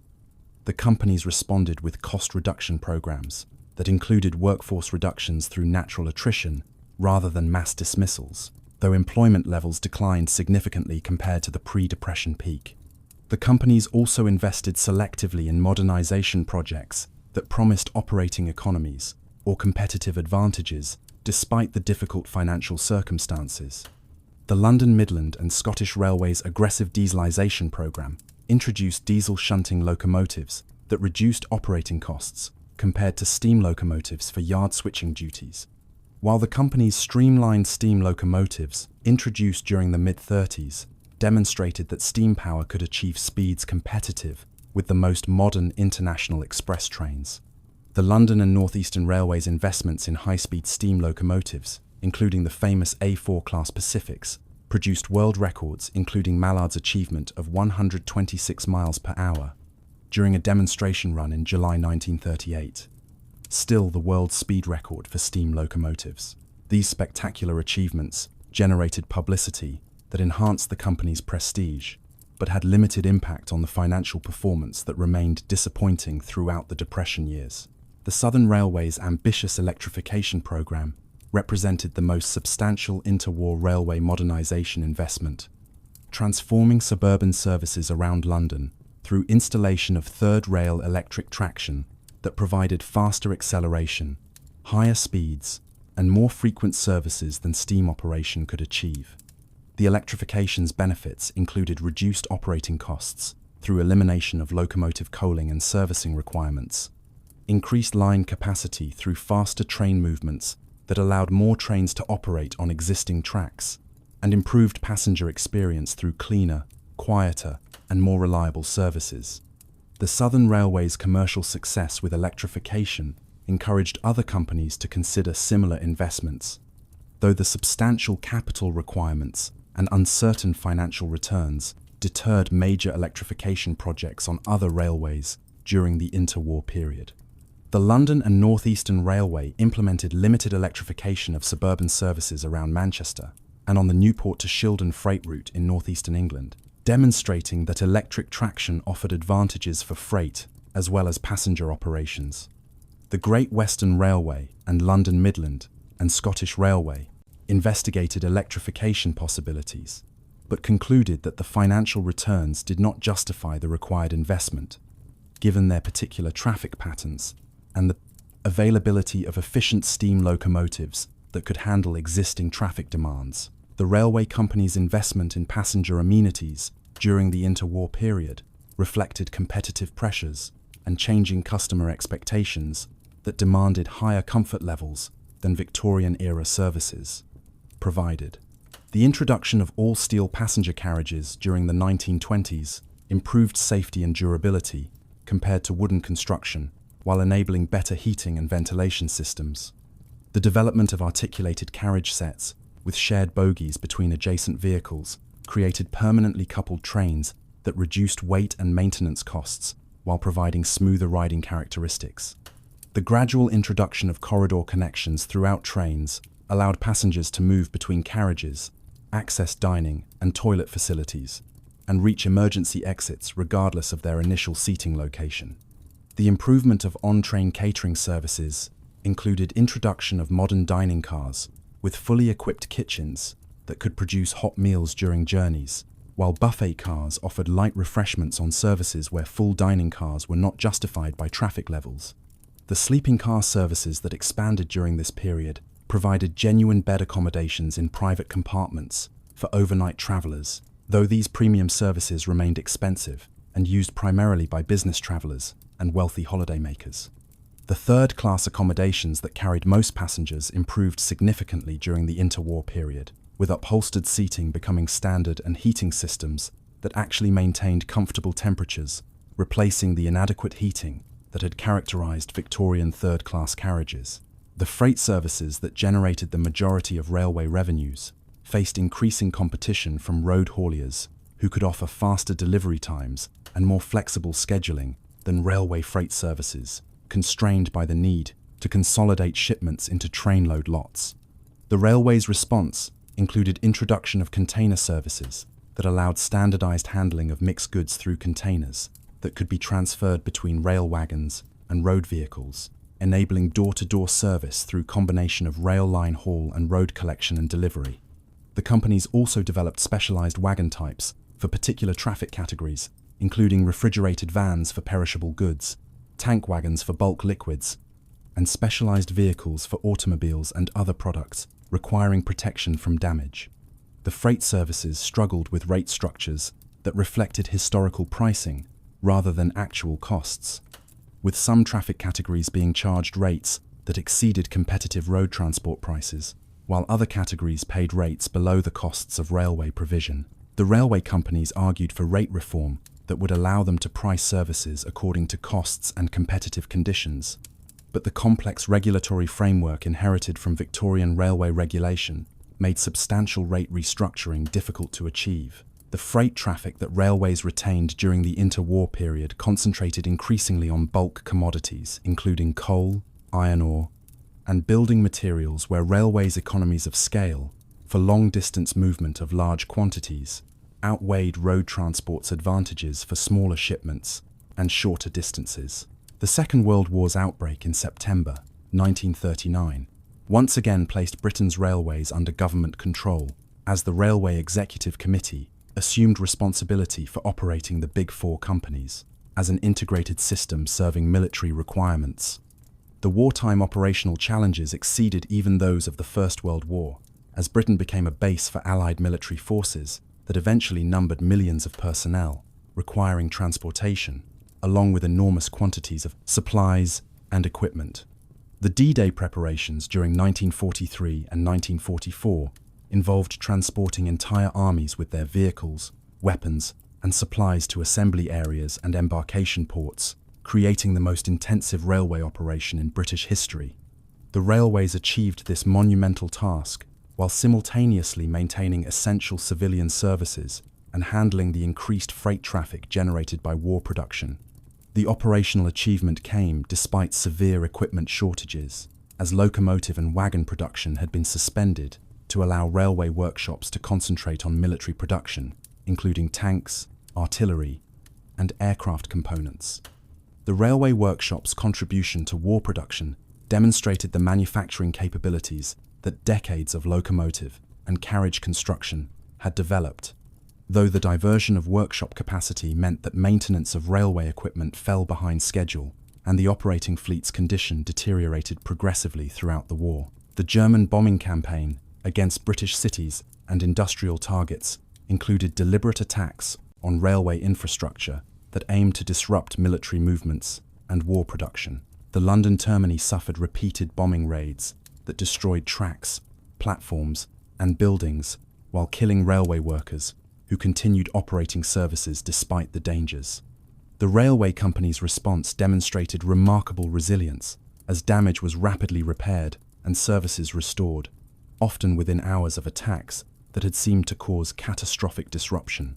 The maintenance and operating staff who worked under fire to keep the railways running received public recognition for their courage and dedication, with the railway company's contribution to the war effort earning praise from government officials and the general public. The experience of operating under wartime conditions, including government control, integration of the Big Four companies' operations, and coordination with military requirements, provided practical evidence that railways could function as a unified national system rather than competing private companies. This experience influenced post-war political debates about railway organization and contributed to the growing consensus that nationalization offered advantages that outweighed the benefits of private ownership and competition. The post-war Labour government's decision to nationalise Britain's railways as part of its broader programme of taking key industries into public ownership reflected both ideological commitment to socialism and pragmatic recognition that the railways faced severe problems that private ownership seemed unlikely to solve. The Transport Act 1947 established the British Transport Commission with responsibility for railways, road haulage, canals, and other transport services, creating an integrated public transport system that would coordinate different modes to serve the public interest, rather than competing for traffic. The railway executive under the Transport Commission assumed control of the Big Four companies' operations on January 1st, 1948, creating British Railways as a unified national system that eliminated the organisational boundaries between the former companies. The nationalisation process required complex arrangements for compensating the former shareholders whose property rights were being compulsorily acquired, with compensation calculated based on pre-war share prices rather than current values that reflected the company's deteriorated condition. The former shareholders generally regarded the compensation as inadequate given the pre-war earning capacity of their investments, Though the company's poor post-war financial performance suggested that nationalisation may have saved shareholders from even larger losses if private ownership had continued, the British Railways that emerged from nationalisation inherited a system in poor condition after 6 years of wartime operation and deferred maintenance, plus the cumulative neglect of investment during the economically difficult interwar period. The locomotive fleet included thousands of worn-out steam engines, requiring replacement or major overhauls, while the passenger carriage and freight wagon fleets similarly needed substantial renewal. The track infrastructure required extensive relaying to replace rails and sleepers that had exceeded their design life, while bridges, tunnels, and other structures needed repairs that had been deferred for years.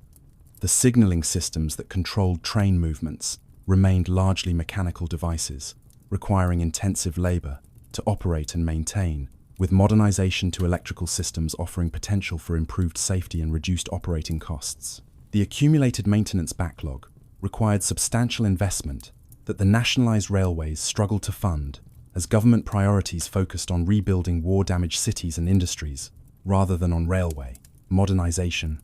The British Railways' efforts to address the maintenance backlog proceeded slowly during the late 1940s and early 1950s, as limited investment funds were directed toward the most urgent priorities, including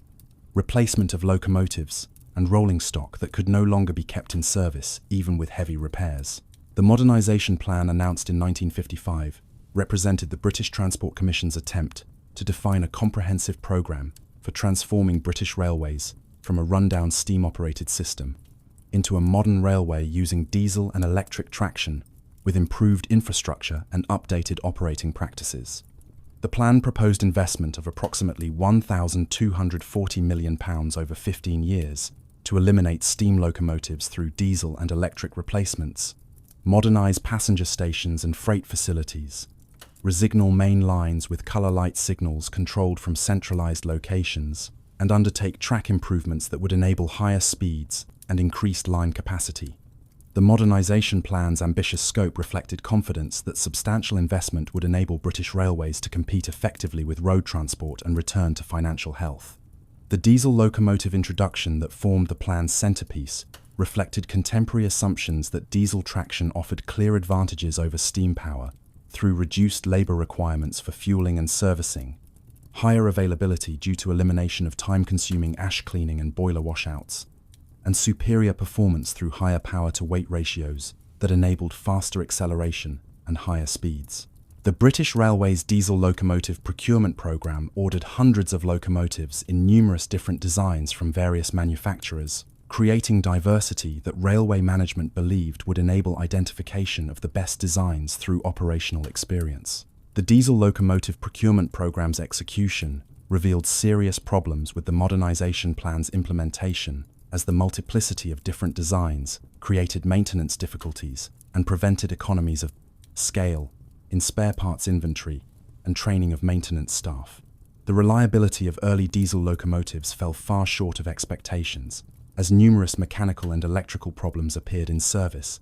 with some designs spending more time under repair than in service during their early years. The experience demonstrated that British locomotive manufacturers lacked the diesel traction expertise that would have enabled them to produce reliable designs without expensive trial and error development at railway expense. The contrast with the contemporaneous dieselization of American railroads, where a few standard designs from manufacturers with extensive diesel experience provided reliable service from the start, highlighted the deficiencies of British castrage railways' approach to diesel introduction. The eventual emergence of a few successful diesel locomotive types that became the basis for standardized fleets required several years of expensive modifications to rectify design deficiencies, creating costs that exceeded the original procurement prices and delaying the expected benefits from dieselization. The passenger service modernization that accompanied diesel introduction included new carriage designs that provided improved comfort and amenities compared to the steam-era rolling stock being replaced.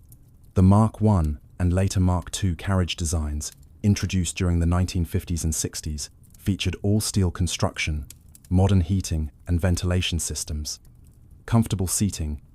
and interior designs that reflected contemporary styling rather than the Victorian and Edwardian aesthetics that had persisted in earlier carriages. The development of diesel multiple units for local and rural services provided modern alternatives to outdated steam-hauled trains, with their slow acceleration and frequent locomotive servicing requirements. The diesel multiple unit's ability to accelerate rapidly from station stops, operate with single-person crew rather than requiring separate locomotive crews and train crews, and provide frequent service on lightly trafficked routes made them economically attractive for services where traffic levels did not justify conventional locomotive-hauled trains. The diesel multiple unit's introduction enabled service improvements that attracted passengers and reversed traffic declines on some rural routes, demonstrating that appropriate modern equipment could make railway services competitive with road transport, even for relatively light traffic flows. The electrification program that formed another major component of railway modernization proceeded more slowly than diesel introduction due to the higher capital costs and longer implementation timescales required for installing overhead wires or third rails, building electrical substations, and modifying infrastructure to accommodate electric traction. The West Coast Main Line electrification from London to Manchester, Liverpool, and Birmingham represented the most ambitious project, transforming Britain's busiest intercity route through 25 kilovolt, alternating current overhead electrification that enabled higher speeds and increased line capacity compared to steam or diesel operation. The project's completion in stages during the 1960s produced dramatic service improvements, including faster journey times, more frequent departures, and higher reliability that demonstrated electrification's benefits for high-density intercity routes. The success of West Coast Main Line electrification encouraged similar projects on other major routes, including the East Coast Main Line from London to Edinburgh and the Glasgow Suburban Network, creating an expanding electric railway network that provided the foundation for subsequent intercity service improvements.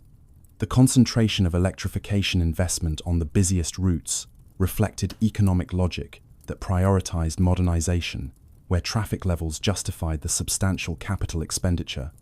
though this approach meant that large portions of Britain's railway network continued operating with diesel traction, rather than receiving the superior performance that electrification would have provided. The freight service modernization that the modernization plan envisioned encountered difficulties that ultimately proved more intractable than passenger service challenges. As the fundamental economics of railway freight operation became increasingly unfavorable compared to road haulage, the wagon load freight services that had formed the core of railway freight operations since the 19th century required extensive marshalling yard operations to sort individual wagons into trains serving different destinations, creating slow transit times and high operating costs that compared unfavorably with road transport's direct point-to-point service. The introduction of vacuum-braked wagons that could be incorporated into faster-moving trains reduced transit times, but could not overcome the inherent inefficiency of wagon load operations that required multiple handling episodes between origin and destination. The railway management strategy of concentrating on train load traffic, where entire trains moved between single origins and destinations without intermediate marshalling, eliminated the wagon load services' inefficiencies, but dramatically reduced the scope of traffic railway freight services could address. The terminal facilities that handled the transition between rail and road transport required modernization to enable efficient container and trailer transfers that could make combined railroad services competitive, but investment in terminal improvements proceeded slowly due to competing demands on limited capital budgets. The Beeching Report's publication in March 1963 represented a pivotal moment in British railway history, as Dr. Richard Beeching, recruited from ICI to chair the British Railways Board,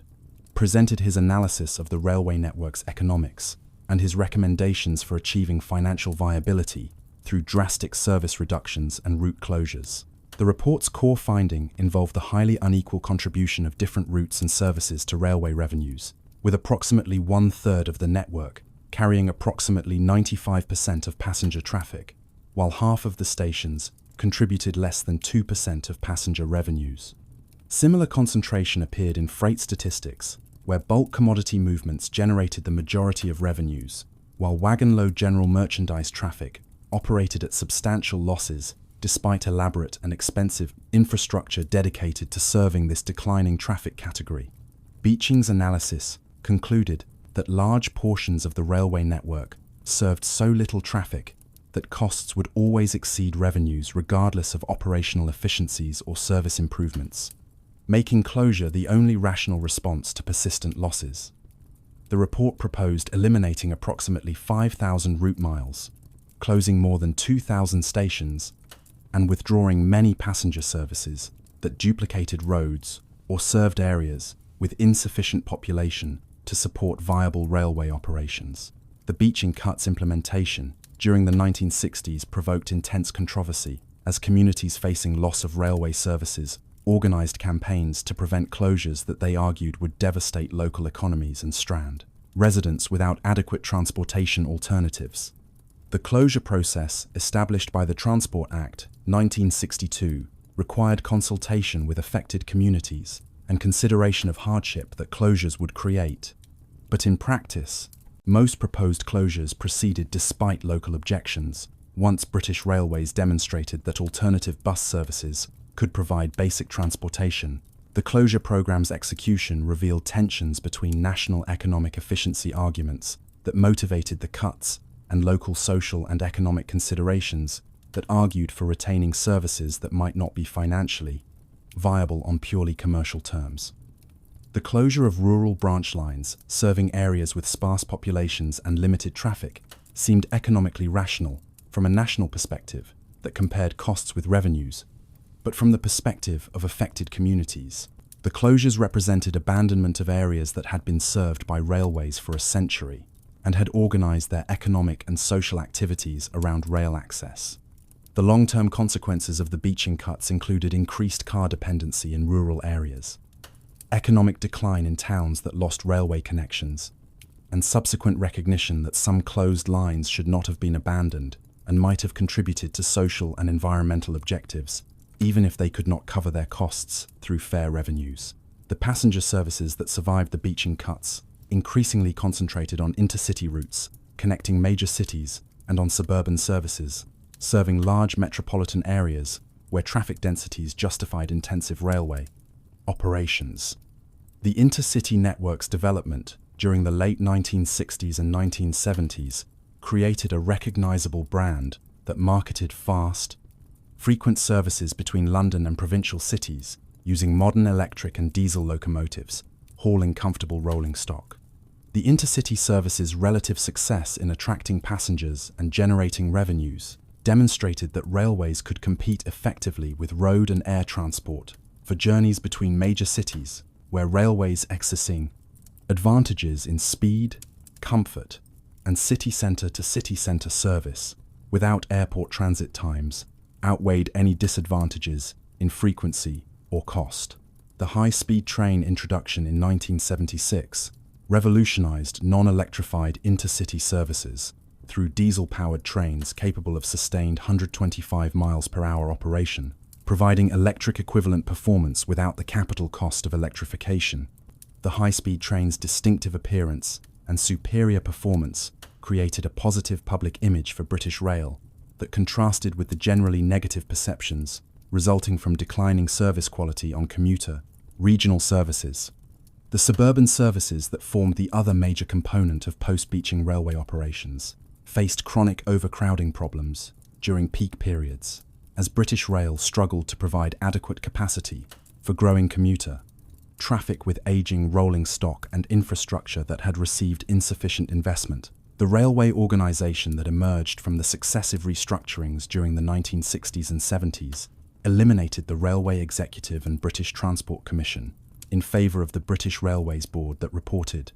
directly to the Minister of Transport, creating a simpler organisational structure, but also exposing railway management to greater political interference in operational decisions. The separation of rail infrastructure from train operations that occurred with the creation of track and signalling authorities, independent of the business units, operating passenger and freight services, presaged the more complete separation that would occur under privatisation. The financial performance that remained disappointing despite service cuts and operational improvements reflected the persistent problem of underinvestment that left British Rail with aging infrastructure and rolling stock that required increasing maintenance expenditure, while limiting the service quality improvements needed to attract traffic from competing modes. The political environment that alternated between Labour governments sympathetic to public ownership and Conservative governments sceptical of nationalised industry's efficiency created policy instability that prevented the long-term strategic planning essential for capital-intensive railway operations. The advanced passenger train project that British Rail pursued during the 1970s represented an ambitious attempt to develop tilting train technology that would enable significantly higher speeds on curving routes without expensive track realignment, potentially providing electrified intercity services with journey times competitive with air transport. The project's technical approach involved sophisticated active tilting mechanisms that would lean the train into curves, allowing higher speeds through curves while maintaining passenger comfort by reducing the lateral forces that cause discomfort and limit conventional train speeds on curving routes. The prototype trains demonstrated that the tilting technology worked in principle, achieving speeds that exceeded conventional train capabilities on the curving West Coast Main Line. But reliability problems with the tilting mechanisms and other systems prevented successful commercial introduction. The project's eventual abandonment after substantial investment represented a disappointing failure that contrasted with successful tilting train developments in Italy, Spain, and other countries that achieved the operational performance that British Rail had sought.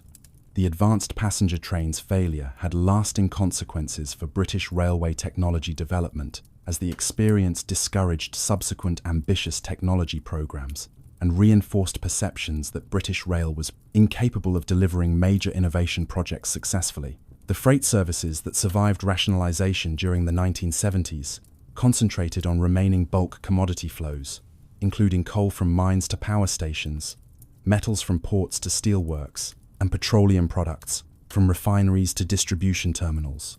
The introduction of merry-go-round coal trains that enabled continuous loading at collieries and unloading at power stations without stopping eliminated the wagon marshalling and shunting that had made wagon load operations expensive, creating highly efficient services that successfully competed with road haulage despite the substantial distances involved. The development of specialized freight services, including containerized intermodal traffic that combined rail line haul with road collection and delivery, enabled railways to participate in growing international trade flows, moving through British ports. The Channel Tunnel's construction during the late 1980s and early 1990s created new opportunities for international freight traffic, moving between Britain and continental Europe, though British Rail's organisational and financial difficulties limited the company's ability to capitalise on these opportunities compared to continental railways that aggressively pursued cross-channel traffic. The Conservative government's decision to privatise British Rail during the 1990s represented the most radical restructuring of Britain's railways since nationalisation, 4.5 decades earlier, reflecting ideological commitment to private ownership and market mechanisms, combined with pragmatic frustration with British Rail's persistent financial losses and service quality problems. The Railways Act 1993 established the complex organisational structure that would replace British Rail's unified public corporation with dozens of separate private companies, including train operating companies, that would run passenger services under franchise agreements, freight operating companies that would provide commercial freight services, a rolling stock leasing companies that would own passenger trains and lease them to operators, and infrastructure company, Railtrack, that would own and maintain the track, stations, and signalling systems. The privatization's implementation during 1994 through 1997 created an unprecedented experiment in railway organization, as passenger services were divided into 25 franchises, serving different geographical areas or traffic types, with franchise agreements specifying service levels, fare structures, and subsidy payments for services that could not cover costs through ticket revenues. The train operating companies that emerged from privatization included established transport companies that won franchises through competitive bidding, and new entrants that saw railway operation as attractive business opportunities. The franchise system's design aimed to encourage operational innovation and efficiency improvements through competitive pressures, as franchises would be retendered periodically, and incumbent operators would lose franchises if they failed to deliver acceptable performance. The reality of privatized railway operations revealed tensions between the franchise system's theoretical advantages and practical difficulties, including the complexity of coordinating multiple organizations that needed to cooperate for seamless railway services. The challenges of allocating responsibility when service failures resulted from interactions between infrastructure and operating companies, and the perverse incentives that encouraged operators to maximize short-term financial returns rather than investing in long-term service improvements. The initial years of privatization saw significant service quality problems, including infrastructure failures that caused serious accidents at Southall, Ladbroke Grove, and Hatfield, leading to public confidence crisis and political pressures for improved safety regulation and infrastructure investment. The Hatfield accident in October 2000 that resulted from a broken rail killing 4 passengers and injuring 70 revealed serious infrastructure maintenance deficiencies that had developed as rail tracks struggled to manage the complex network of contractors that maintained the railway infrastructure. The accident's aftermath saw widespread imposition of speed restrictions as broken or defective rails were discovered across the network, creating massive service disruptions that lasted for months while emergency repairs were completed. The crisis exposed fundamental problems with the privatization structure, including Railtrack's inadequate understanding of infrastructure conditions, the contractor management problems that had allowed maintenance quality to deteriorate, and the absence of effective oversight that might have identified and corrected the developing problems before they caused accidents. The Railtrack's collapse into administration during 2001 and its replacement by the not-for-profit company Network Rail represented a partial reversal of privatization as infrastructure returned public sector control, though train operations remained privatized. The railway network that emerged from privatization's difficulties during the 2000s focused on improving infrastructure reliability and service quality, while managing the ongoing challenges of coordinating multiple organizations and funding investment in capacity expansion and modernization. The passenger traffic growth that occurred during the late 1990s and 2000s exceeded predictions, creating capacity problems as crowded trains and congested infrastructure struggled to accommodate demand levels that should have been welcomed as evidence of railways' success, but instead became sources of passenger complaints. Political pressure. The West Coast Main Line upgrade that began during the late 1990s aimed to increase capacity and enable higher speeds through infrastructure improvements and new tilting trains, but the project encountered severe cost overruns and delays that made it a symbol of the difficulties of delivering major railway projects under the privatized structure. The franchise system's evolution included consolidation, as some operators accumulated multiple franchises, while others exited the railway industry after disappointing financial results or franchise losses at retendering. The East Coast Main Line services reverted to public operation twice after franchise failures demonstrated that optimistic revenue projections that had won franchise competitions could not be achieved in practice. The High Speed 2 project, approved during the 2010s, represents Britain's most ambitious railway investment since the Victorian era, proposing new high-speed lines from London to Birmingham, Manchester, and Leeds that would provide vastly increased capacity and significantly reduced journey times on Britain's most congested intercity routes. The project's controversial history includes escalating cost estimates that reached more than £100 billion in some assessments, creating intense political debates about whether the investment can be justified compared to alternative uses of public funds or competing transport investments. The High Speed 2 supporters argue that the new lines are essential for accommodating forecast traffic growth that existing infrastructure cannot handle, and that the economic benefits from improved connectivity between Britain's major cities justify the substantial investment. The opponents question the traffic forecasts that underpin the economic case, argue that improved conventional railway services could provide similar benefits at far lower cost, and raise environmental concerns about the construction impacts on countryside areas that the new lines would traverse. The contemporary British railway network carries more passengers than at any time since the 1920s, as the long decline in railway traffic that characterized much of the 20th century has reversed with sustained growth in passenger numbers driven by road congestion, environmental concerns, and improved railway services that have made rail travel attractive for many journeys. The approximately 1.7 billion passenger journeys annually on Britain's railways in the late 2010s represent more than double the traffic levels of the early 1990s, before privatisation, demonstrating railways' renewed relevance for British transportation, despite the competing alternatives from road and air transport. The freight traffic that has declined from its historical peaks still moves approximately 17 billion net ton-kilometres annually, concentrated on bulk commodities, intermodal containers,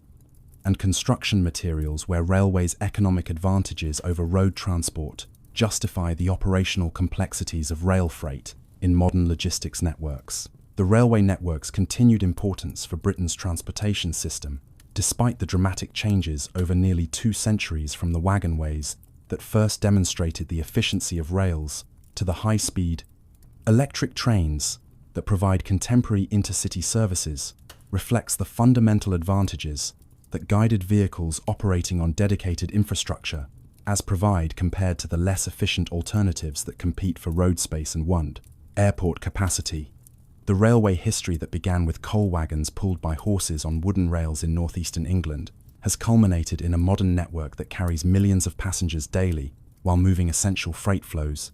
demonstrating that the technological revolution that George Stephenson and his contemporaries initiated continues shaping Britain's economic and social geography, 2 centuries after the Liverpool and Manchester Railway opened the GS railway age to an astonished world. The railway franchising system that had emerged from privatisation during the 1990s underwent continuous evolution during the 2010s, as the government and industry grappled with the challenges of balancing commercial operation with public service obligations.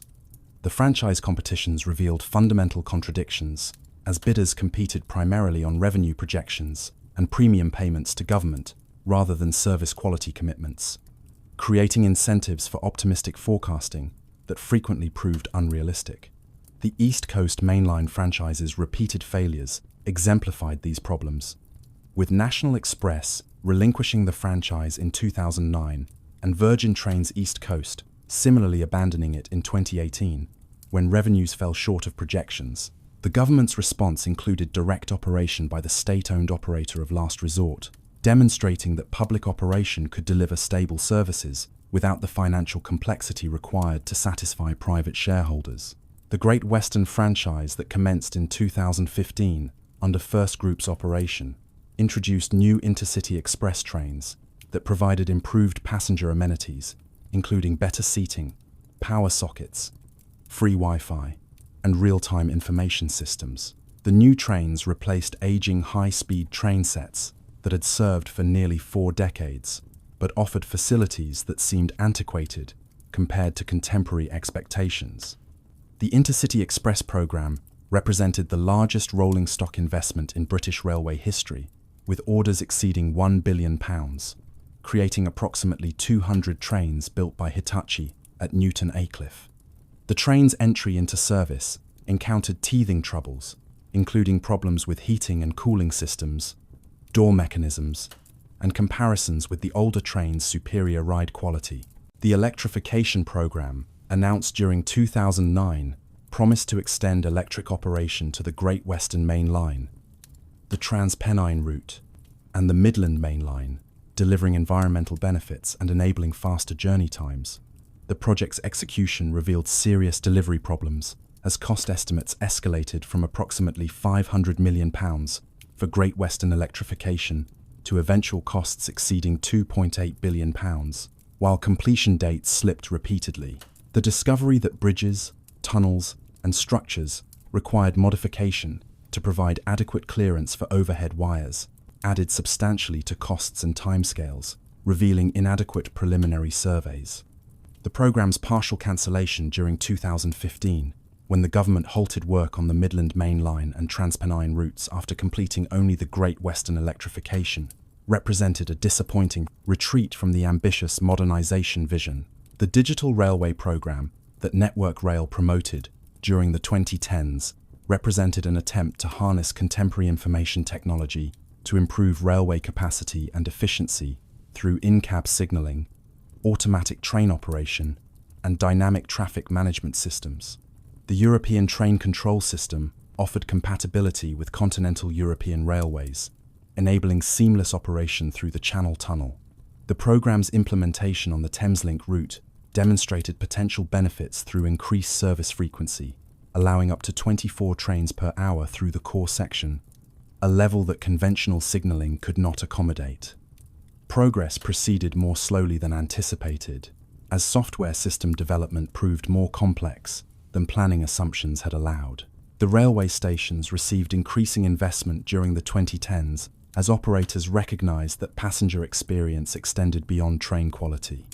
The major London termini underwent substantial refurbishment, featuring improved lighting, passenger information displays, expanded retail concourses, and accessible facilities. King's Cross Station's transformation between 2007 and 2012 preserved the Victorian train shed while adding a dramatic new western concourse. Birmingham New Street's complete reconstruction addressed severe overcrowding and poor passenger environment. Investment extended to hundreds of smaller stations, receiving upgraded facilities, better lighting and security, improved accessibility, and real-time passenger information displays. The rolling stock procurement programs that continued throughout the 2010s introduced new train fleets, intended to replace aging diesel multiple units and locomotives that had been providing regional and commuter services since the 1980s and 90s. The new train fleets that entered service included the Class 390 electric multiple units for regional services, the Class 700 D0 city trains for Thameslink services, and various diesel multiple units from manufacturers, including Bombardier, CAF, and Stadler, that provided improved passenger comfort, better reliability, and enhanced accessibility compared to the trains being replaced. The Northern franchise that GTR and later Arriva operated during the 2010s became synonymous with service quality problems as chronic reliability issues, widespread service cancellations, and inadequate train capacity created passenger experiences that fell far short of acceptable standards and generated intense political pressure for improvements.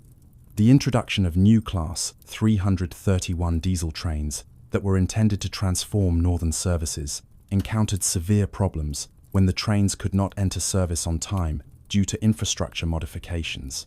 required to accommodate the new vehicles' different characteristics compared to the trains being replaced, leaving the franchise operating with aging, unreliable trains, while the new trains sat unused, awaiting platform extensions and other modifications. The timetable chaos of May 2018 that resulted from attempt to introduce a major timetable revision without adequate preparation or testing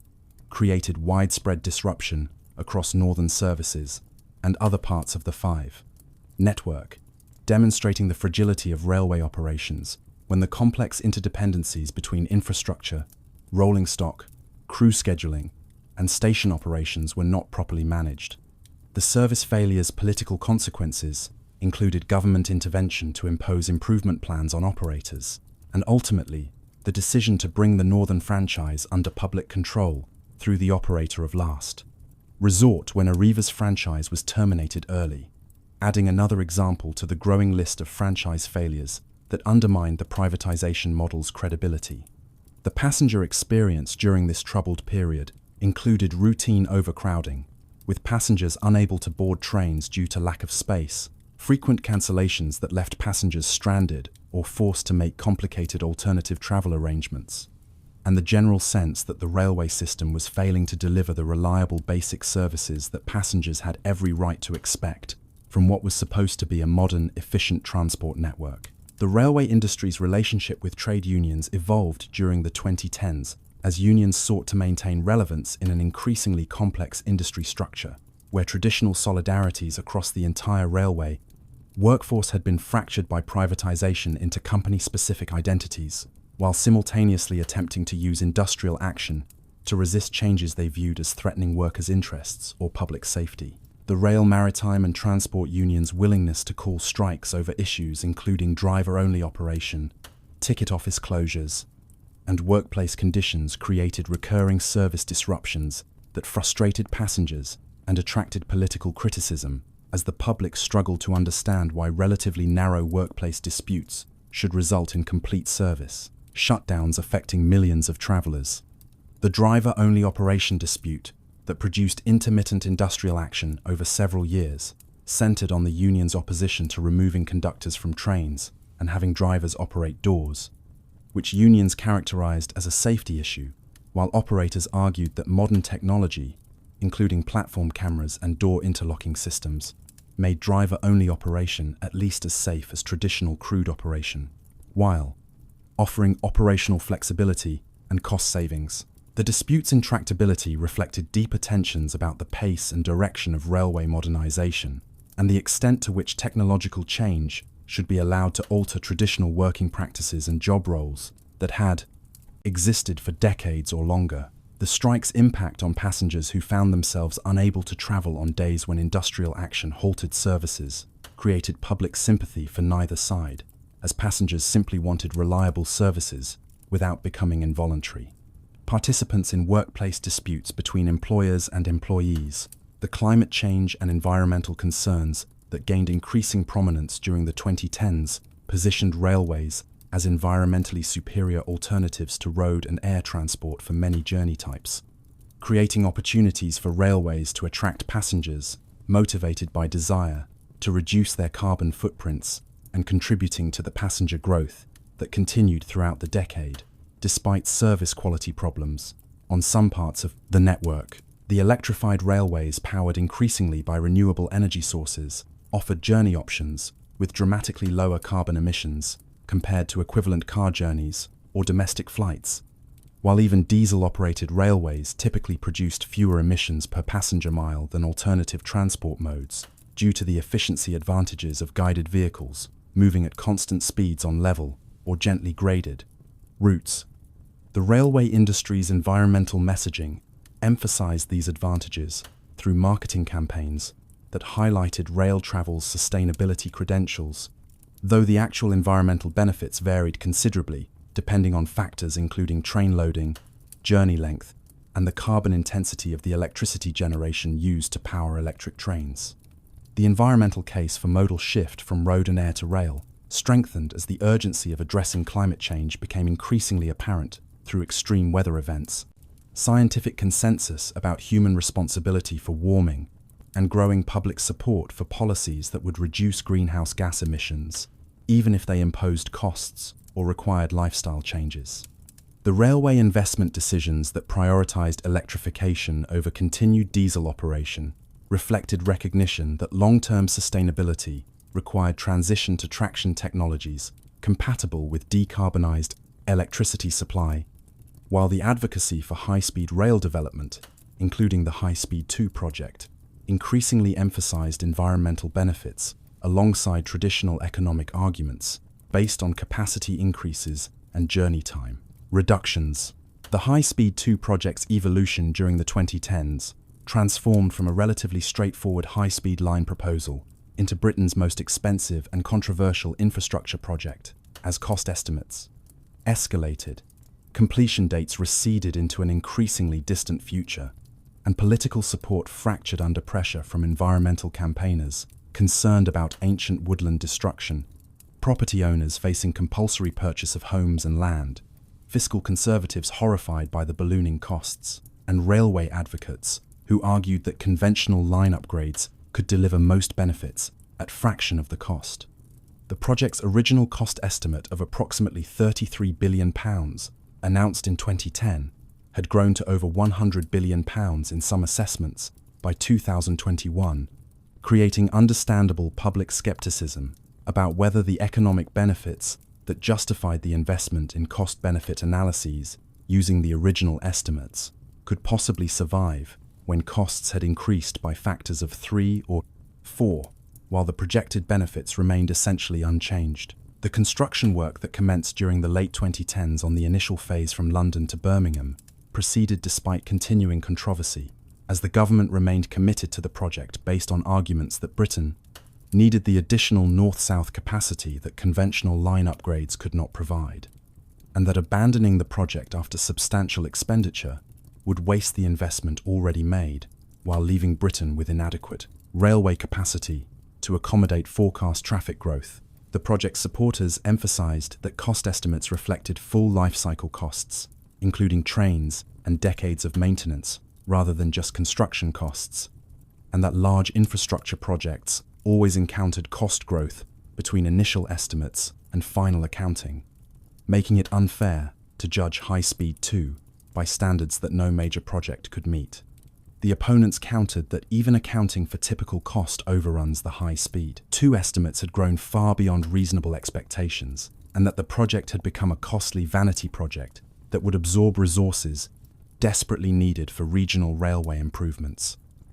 road maintenance, and other transport investments that would deliver more widely distributed benefits rather than primarily benefiting business travelers moving between major cities. The COVID-19 pandemic that emerged during late 2019 and intensified throughout 2020 created the most severe disruption to British railways since the Second World War, as government restrictions on movement to control virus transmission eliminated most passenger travel and created existential threats to the railway industry's financial viability under the commercial franchising model. The passenger numbers that collapsed by over 90% during the initial lockdown period, starting in March 2020, left train operating companies facing catastrophic revenue losses, while still incurring most operating costs, including staff wages, rolling stock leasing charges, and track access payments to Network Rail. The government's response included suspending the franchise agreements and replacing them with emergency measures agreements that saw the state assume revenue risk and pay operators fixed fees to maintain essential services, effectively nationalizing the railways temporarily to prevent company bankruptcies that would have left the network without operators. The essential workers who continued traveling during lockdown periods, including healthcare workers, food supply chain employees, and others whose work could not be performed remotely, relied on railways continuing to operate even with minimal passengers, demonstrating the railway's role as critical infrastructure that must function regardless of commercial viability. The railway workers who continued reporting for duty throughout the pandemic, including drivers, station staff, cleaning crews, and maintenance workers, faced elevated health risks from potential virus exposure, with some workers dying from COVID-19 contracted while performing their duties, and many others experiencing anxiety about workplace safety, while passenger-facing roles brought them into contact with potentially infected travelers. The pandemic's impact on railway finances extended beyond the immediate revenue collapse to create uncertainty about long-term passenger demand, as widespread adoption of remote working during lockdowns raised questions about whether commuting patterns that had sustained railway revenues for decades would return to pre-pandemic levels, or whether permanent shifts to hybrid working arrangements would reduce peak period demand that generated the premium fares crucial to railway economics. The railway industry's attempts to forecast post-pandemic demand faced enormous uncertainty as the future of office working, business travel, and leisure patterns remained unclear during 2020 and 2021, while successive waves of infection and varying government restrictions created volatile travel patterns that provided little basis for confident predictions. The season ticket sales that had provided predictable revenue streams for commuter railways declined dramatically as commuters shifted to flexible tickets or pay-as-you-go fares that better matched uncertain travel patterns. Under hybrid working arrangements, eliminating the advance revenue that season tickets had provided, while potentially reducing overall revenue if passengers travelled less frequently than season tickets had assumed. The leisure travel that recovered more quickly than commuting created different demand patterns, with greater weekend and off-peak travel that better utilised railway capacity that had traditionally been oriented toward peak period commuter flows, though the revenue per passenger from leisure travellers typically fell below the yields that business and commuter travellers had provided. The Williams-Shapps Plan for Rail, published in May 2021, proposed the most fundamental restructuring of Britain's railways since privatisation, creating Great British Railways as a new public body that would own and maintain railway infrastructure, procure and manage rolling stock, collect fare revenues, set timetables, and manage railway operations while contracting with private train operators to run services under passenger service contracts that specified service levels and quality standards, rather than the revenue risk-bearing franchises that privatization had created. The reform plan reflected recognition that the franchising model had failed to deliver the benefits that privatization advocates had promised, while creating unnecessary complexity and perverse incentives that impaired rather than improved operational performance and passenger experience. The Great British Railways concept aimed to recreate the strategic coordination and integration that British Rail had provided before privatization, while retaining private sector involvement in service delivery and avoiding the complete nationalisation that some railway advocates sought. The plan's implementation faced the enormous challenge of transitioning from existing structures to the new model without disrupting services or creating the chaos that had accompanied previous major reorganisations, requiring careful sequencing of changes and management of the complex contractual and organisational relationships that had accumulated over 2.5 decades of privatised operation. The reform's advocates argued that ending the fragmentation that privatisation had created would improve passenger experience through better coordination, enable more efficient resource allocation across the network, and create clearer accountability when problems arose rather than the blame shifting between infrastructure managers and train operators that had characterised the privatised system.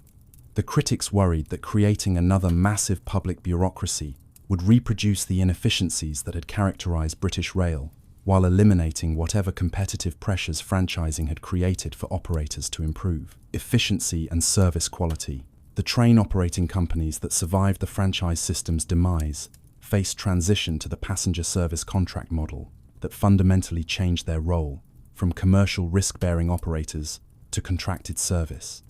providers operating under close government supervision with limited autonomy to adjust fares, timetables, or service levels without government approval. The new arrangements resembled the emergency measures agreements that had operated during the pandemic, but formalised them as permanent structures that explicitly recognised that railways functioned as public services requiring subsidy,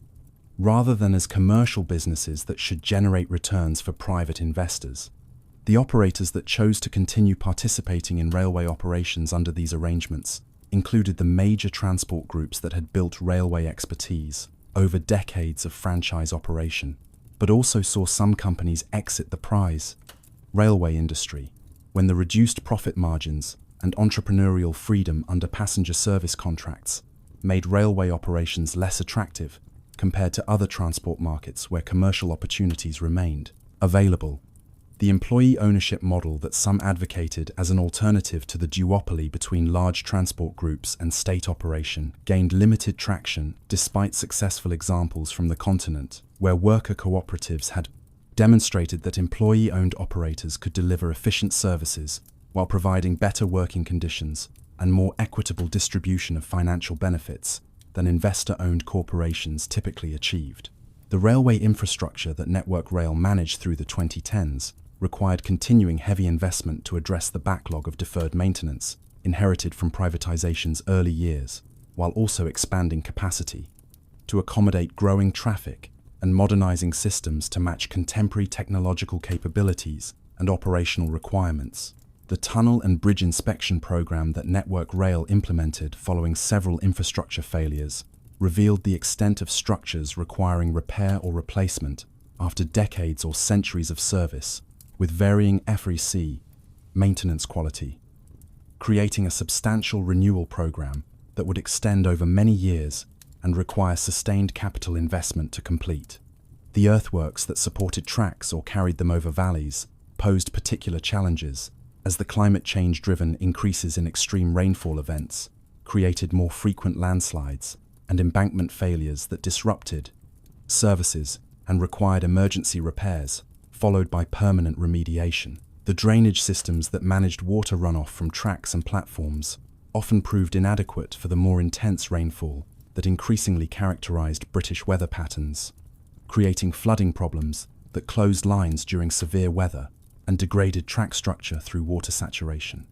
The vegetation management program that controlled tree and scrub growth adjacent to tracks took on increased importance as falling trees and branches during storms caused more frequent disruptions, while the leaves that fell on tracks each autumn created the perennial rail adhesion problems that manifested as delays and cancellations during what the industry euphemistically termed autumn conditions, rather than acknowledging that leaf fall was an entirely predictable annual event that railways should be able to manage without service degradation. The freight traffic that continued operating throughout the 2010s concentrated on the intermodal containers moving between ports and inland distribution centers, the construction materials supporting building projects across the country, and the diminishing coal traffic that declined rapidly as power stations closed or converted to biomass operation in response to climate policy requirements. The heavy axle weight freight trains that were standard on continental European railways and North American railroads remained impossible on much of the British network due to the lighter infrastructure standards that had evolved from the early railways' constrained civil engineering budgets,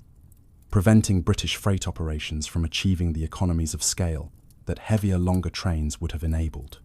The loading gauge restrictions that limited the size of containers and vehicles that could be carried on British freight trains created further competitive disadvantages compared to continental railways, where larger containers and trailers could be loaded onto trains without the clearance constraints that plagued British operations. The freight operators that persisted despite these structural disadvantages focused on traffic flows, where railways' economics remained competitive, including the port to inland movements where trainload quantities moved over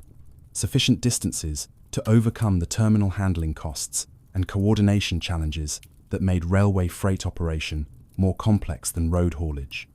The Channel Tunnel freight services that connected British and continental European railway networks carried substantial volumes of international trade, though the services struggled with capacity constraints on the approaches to the tunnel, and with the complexity of coordinating operations across different national railway systems with different operating rules, signalling systems, and regulatory requirements. The railway electrification that had expanded during earlier decades left substantial portions of the network still dependent on diesel traction, despite the environmental and operational advantages that electric operation offered,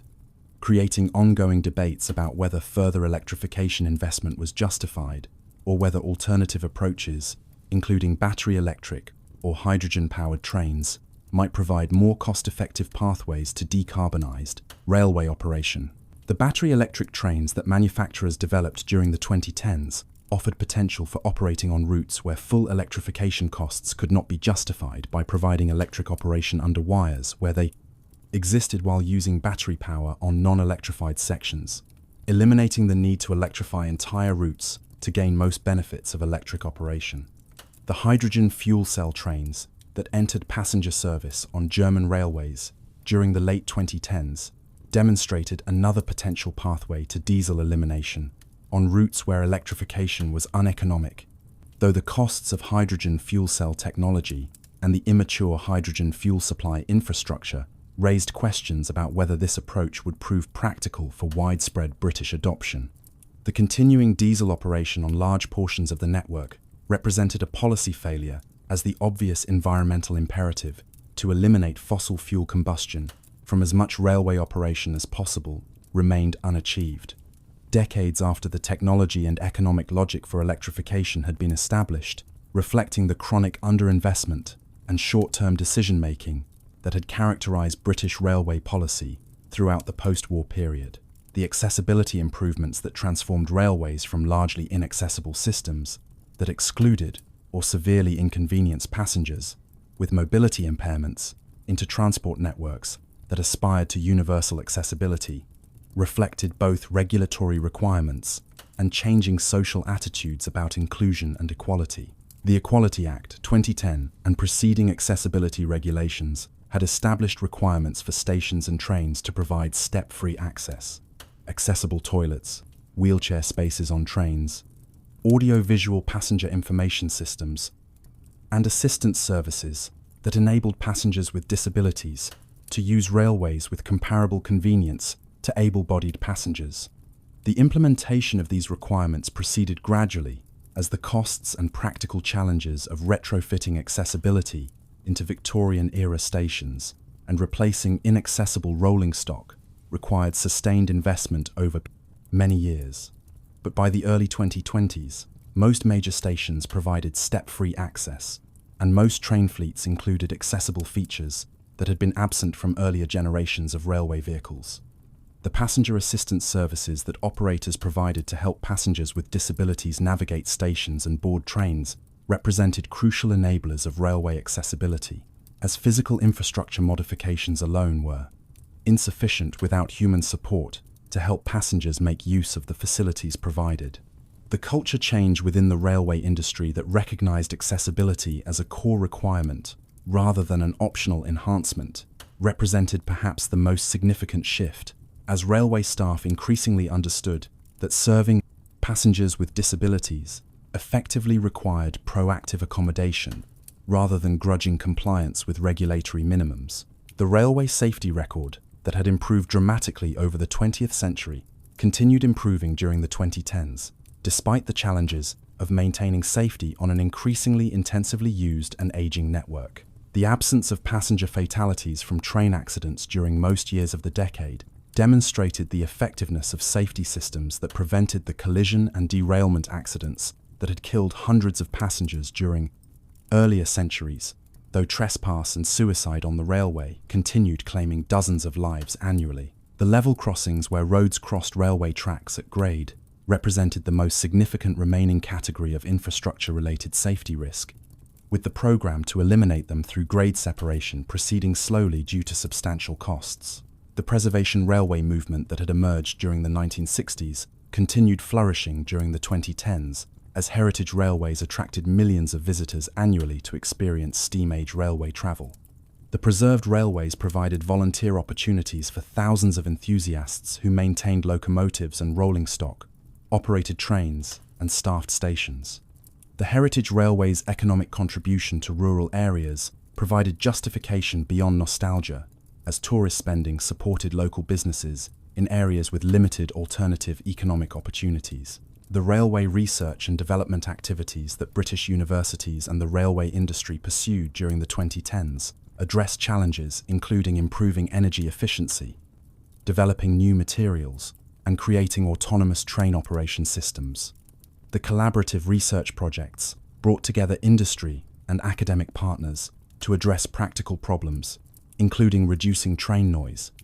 developing effective rail grinding techniques, and creating predictive maintenance systems using sensor data and machine learning. The technology development that British railway suppliers pursued faced challenges competing in global markets, where larger railway networks provided domestic markets, enabling economies of scale that smaller British manufacturers struggled to match. The commuter railways that served London, Manchester, Birmingham, Glasgow, and other major urban areas faced chronic overcrowding during peak periods, as passenger growth consistently exceeded capacity expansion, creating travel experiences that ranged from uncomfortable to genuinely unpleasant, as passengers were forced to stand in crowded trains or wait for multiple services before finding space to board. The investment in longer trains and higher frequencies that partially addressed crowding proceeded slowly due to constraints, including platform lengths that limited train length, signaling capacity that limited frequency increases, and the costs of procuring additional rolling stock. The Crossrail project, that constructed a new railway through central London with connections to existing suburban railways, represented the most substantial capacity enhancement for London's commuter network, providing relief to overcrowded underground lines and surface railways through a high-capacity, high-frequency railway using modern rolling stock, operating in a purpose-built tunnel that allowed train movements independent of the congested surface network. The Crossrail's completion, after years of construction and substantial cost overruns, culminated in the Elizabeth Line's opening during 2022, finally delivering the capacity increases that London's growing population and employment had required for years. The transformation of journey experiences for passengers on the routes that Crossrail served demonstrated the benefits of infrastructure investment that addressed capacity constraints rather than attempting to manage growing demand within. Existing infrastructure through operational efficiencies that had already been exhausted through decades of incremental improvements. The regional railways that connected smaller cities and towns experienced variable service quality, depending on whether they had received investment in rolling stock, infrastructure, and operations, or had been left to decline with aging equipment and deferred maintenance, creating progressively degrading service that reinforced perceptions of regional inequality between London and southeastern England, where substantial investment sustained high-quality railways, and the North and Midlands, where chronic underinvestment left passengers with visibly inferior services. The Northern Powerhouse Rail and Midlands Connect programs, announced during the 2010s, promised to address these regional disparities through investment in new railways and upgrades to existing routes that would provide the Northern Cent and Midland cities with connectivity comparable to what London and the South East enjoyed. Though implementation proceeded slowly, and the project scopes were repeatedly reduced, as costs proved higher than initial estimates, and political enthusiasm for regional investment waned when competing priorities emerged. The debates about regional railway investment highlighted the political economy of infrastructure funding in a centralized state where Treasury control over capital spending created systematic bias toward London and southeastern investments that demonstrated high economic returns in cost-benefit analyses that valued travel time savings and crowding relief in proportion to existing travel volumes and land values, naturally favoring investments in regions with existing transport advantages and high property prices, rather than investments that might reduce regional inequalities through providing comparable transport infrastructure across the country. The railway industry workforce that had contracted dramatically during the decades following privatization, as efficiency drives reduced employment and technological change eliminated some job categories, faced skills shortages during the 2010s. As an aging workforce approached retirement, while recruitment and training systems struggled to attract and develop the next generation of railway workers. The driver shortages that several operators experienced revealed inadequate workforce planning that had failed to anticipate retirement patterns and train sufficient replacement drivers to maintain service levels, creating situations where services had to be cancelled due to lack of available drivers, even when trains and infrastructure were available. The engineering skills gaps that emerged as older workers retired, taking with them decades of accumulated practical knowledge about railway systems, created concerns about whether younger workers could develop equivalent expertise in the more fragmented and specialized roles that characterized contemporary railway employment compared to the broad experience that earlier generations had gained, working across multiple aspects of railway operations. The apprenticeship programs that railway companies expanded during the 2010s aimed to address skills shortages through providing structured training that combined classroom education with practical experience, reviving training traditions that had largely disappeared during the cost-cutting that followed privatization. The diversity and inclusion initiatives that aim to increase representation of women and ethnic minorities in railway employment face the challenge of overcoming the industry's traditional culture and public perception as this male-dominated engineering sector, though the patient work of recruitment programs, mentoring schemes, and culture change initiatives gradually increased diversity in railway workforces. The railway's role in urban regeneration became increasingly apparent during the 2010s as new stations and railway improvements catalyzed property development and economic growth in previously neglected areas, demonstrating that railway investment delivered benefits extending far beyond improved transportation to encompass broader economic and social outcomes. The King's Cross area of London exemplified railway-driven regeneration as the station's transformation from a dingy, declining transport hub into a modern, vibrant district attracted substantial mixed-use development, including offices, residences, retail, and cultural institutions that created a new urban quarter where derelict industrial land had previously deterred investment. The station regeneration programs in provincial cities, including Manchester, Birmingham, Leeds, and others, similarly demonstrated that station improvements could act as anchors for wider urban renewal through signalling public sector confidence that attracted private investment and through the increased footfall and connectivity that improved stations provided. The challenges of capturing land value uplift from railway investment to help fund the transport improvements that created the value remained largely unresolved, as British land use planning and taxation systems provided limited mechanisms for recovering development gains attributable to public infrastructure investment, leaving transport authorities struggling to fund improvements through fare revenues and general taxation, while adjacent property owners realised windfall gains from improved accessibility that railway investments provided. The railway ticketing that evolved from paper tickets issued at booking offices to smartphone-based digital tickets represented one area where passenger experience improved substantially through technological innovation. Though the complexity of fare structures and the bewildering variety of ticket types, with different restrictions and prices, continued causing confusion and disadvantaging passengers who lacked knowledge to identify the most economical options for their journeys. The smart ticketing systems that allowed passengers to use contactless payment cards or mobile devices rather than purchasing tickets in advance simplified the ticketing process, while ensuring passengers paid the lowest available fare for their actual journeys, rather than requiring advanced selection from among numerous ticket types with different prices and restrictions. The season ticket alternatives that some operators introduced provided flexible tickets, accommodating hybrid working patterns better than traditional season tickets that assumed daily travel throughout the validity period.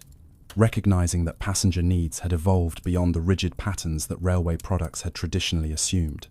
The opposition to ticket office closures that emerged during the early 2020s, when operators proposed closing most station ticket offices to reduce costs, highlighted tensions between efficiency improvements that reduced operating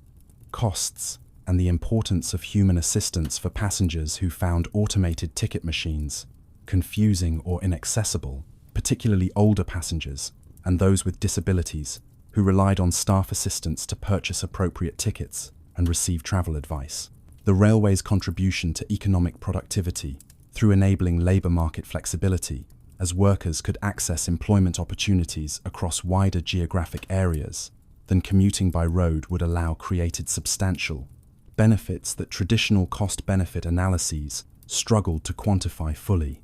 The clustering effects that railways enabled by allowing talented workers to concentrate in major cities, where face-to-face interaction supported knowledge exchange and innovation, depended fundamentally on transport infrastructure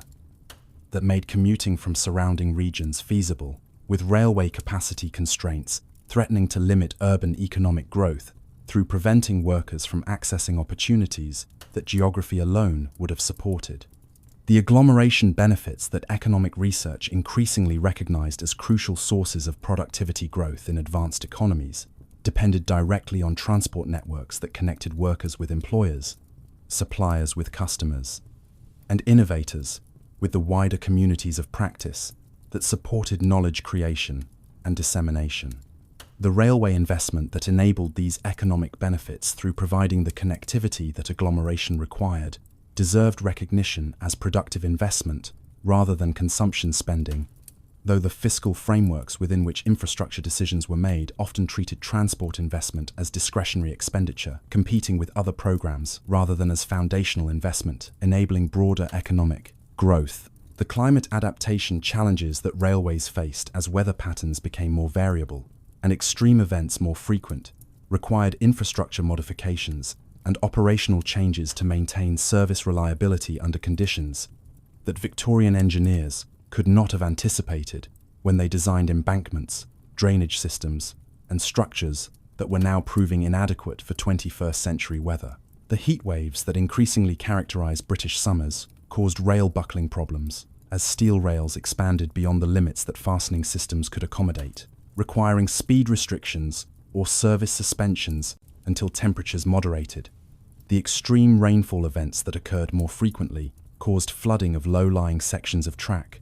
landslides that blocked lines or damaged track support structures, and overwhelmed drainage systems that could not cope with rainfall intensities exceeding design assumptions. The storms that brought high winds created problems through falling trees, debris on tracks, and overhead wire damage that halted electric train operation until repairs were completed. The railway industry's climate adaptation program that aimed to make infrastructure more resilient to weather extremes included improving drainage capacity, reinforcing embankments vulnerable to landslides, installing monitoring systems to detect track defects before they caused failures, and improving vegetation management to reduce risks from falling trees. The costs of climate adaptation that represented additional burdens on already constrained infrastructure budgets created difficult choices between resilience improvements, capacity expansion, and maintenance of existing assets. With no clear resolution to the trilemma of achieving all three objectives simultaneously within realistic funding constraints, the railway's future as this history approached 2025 remained uncertain despite 2 centuries of endurance through technological revolutions, economic transformations, and social changes. The Great British Railways reform promised to address structural problems that privatisation had created, though implementation challenges meant the new organisation's success remained to be established. The High Speed 2 project's fate remained contested as costs continued escalating and political support wavered. The environmental imperative to shift travel from carbon-intensive modes to railways provided powerful rationale for sustained investment, though whether political systems would actually implement necessary measures remained uncertain. The technological innovations that continued emerging offered possibilities for improving railway performance through autonomous operation, artificial intelligence for traffic management, advanced materials, energy storage systems, and digital platforms for better passenger information. The implementation required sustained research investment and willingness to modify regulatory frameworks that sometimes impeded beneficial change. The international collaboration that railway development increasingly required reflected the global nature of supply chains and the importance of technical standards enabling equipment interoperability. The railway stations that formed nodes in the transport network possessed potential beyond transport functions to serve as community spaces, retail destinations, and architectural landmarks enhancing urban quality. The mixed-use development above and around stations created density and activity, supporting both station viability and broader urban planning objectives of creating walkable neighbourhoods. The railway's place in British cultural consciousness reflected the technology's profound historical role in transforming national life and its continuing daily presence in millions of lives. The preservation movement's enthusiasm, continuing fascination with railway history, and passionate advocacy for railway investment testified to the depth of cultural attachment to railways as institutions intertwined with national identity. The comparative perspective examining British railways internationally revealed both distinctive national characteristics resulting from Britain's pioneer role and substantial areas where British practices converged with railways. Elsewhere, as technological imperatives imposed similar solutions, the railway history that extended from the wooden wagon ways of 17th century Northumberland through the revolutionary steam locomotives of the 1820s, the dramatic network expansion of the Victorian period, the consolidations and nationalizations of the 20th century, the privatization experiment of the late 20th and early 21st centuries, to the contemporary challenges of climate adaptation, capacity, constraints, and organizational reform demonstrated remarkable institutional persistence through circumstances that had destroyed or fundamentally altered many other industries and technologies. The wagonway's evolution into the modern railway system, while retaining essential features, including specialized vehicles, running on dedicated guideways, illustrated how technological concepts could prove robust across centuries, despite complete transformation of specific implementations. The steam locomotives that revolutionized transportation during the 1800s had disappeared from regular service by the late 20th century, replaced by diesel and electric traction that preserved the fundamental principle of guided vehicles on rails while applying different energy sources through different mechanical arrangements. The organizational forms that had evolved from the small independent companies of early railway history through the Big Four grouping and British rail nationalisation to the privatised fragmentation and the proposed reintegration under Great British Railways showed that institutional structures remained malleable and contested, even as the physical infrastructure and operational requirements demonstrated greater continuity. the essential services that railways provided to contemporary Britain, including commuter transportation, supporting major urban economies, intercity links connecting the national urban hierarchy, freight movements serving ports and industries, and the social connectivity, enabling personal mobility across regions and between communities, established the railway's continuing relevance, despite the competitive challenges from road and air transport that had eroded railways' once dominant position. The environmental advantages that railways possessed, compared to most alternative transport modes, provided renewed rationale for railway investment, as climate change imperatives required dramatic reductions in transport sector emissions that would be impossible without substantial modal shift toward lower carbon options, including electrified railways. The capacity constraints that limited economic growth in major cities through preventing workers from accessing employment opportunities made railway capacity expansion an economic priority rather than purely a transport concern, recognizing that urban productivity depended fundamentally on transport infrastructure, enabling agglomeration economies that concentrated talent and created innovation. Spillovers impossible in dispersed settlement patterns. The social inclusion that accessible, affordable railway services could provide through enabling mobility for people without access to private vehicles or unable to use road transport for reasons of age, disability,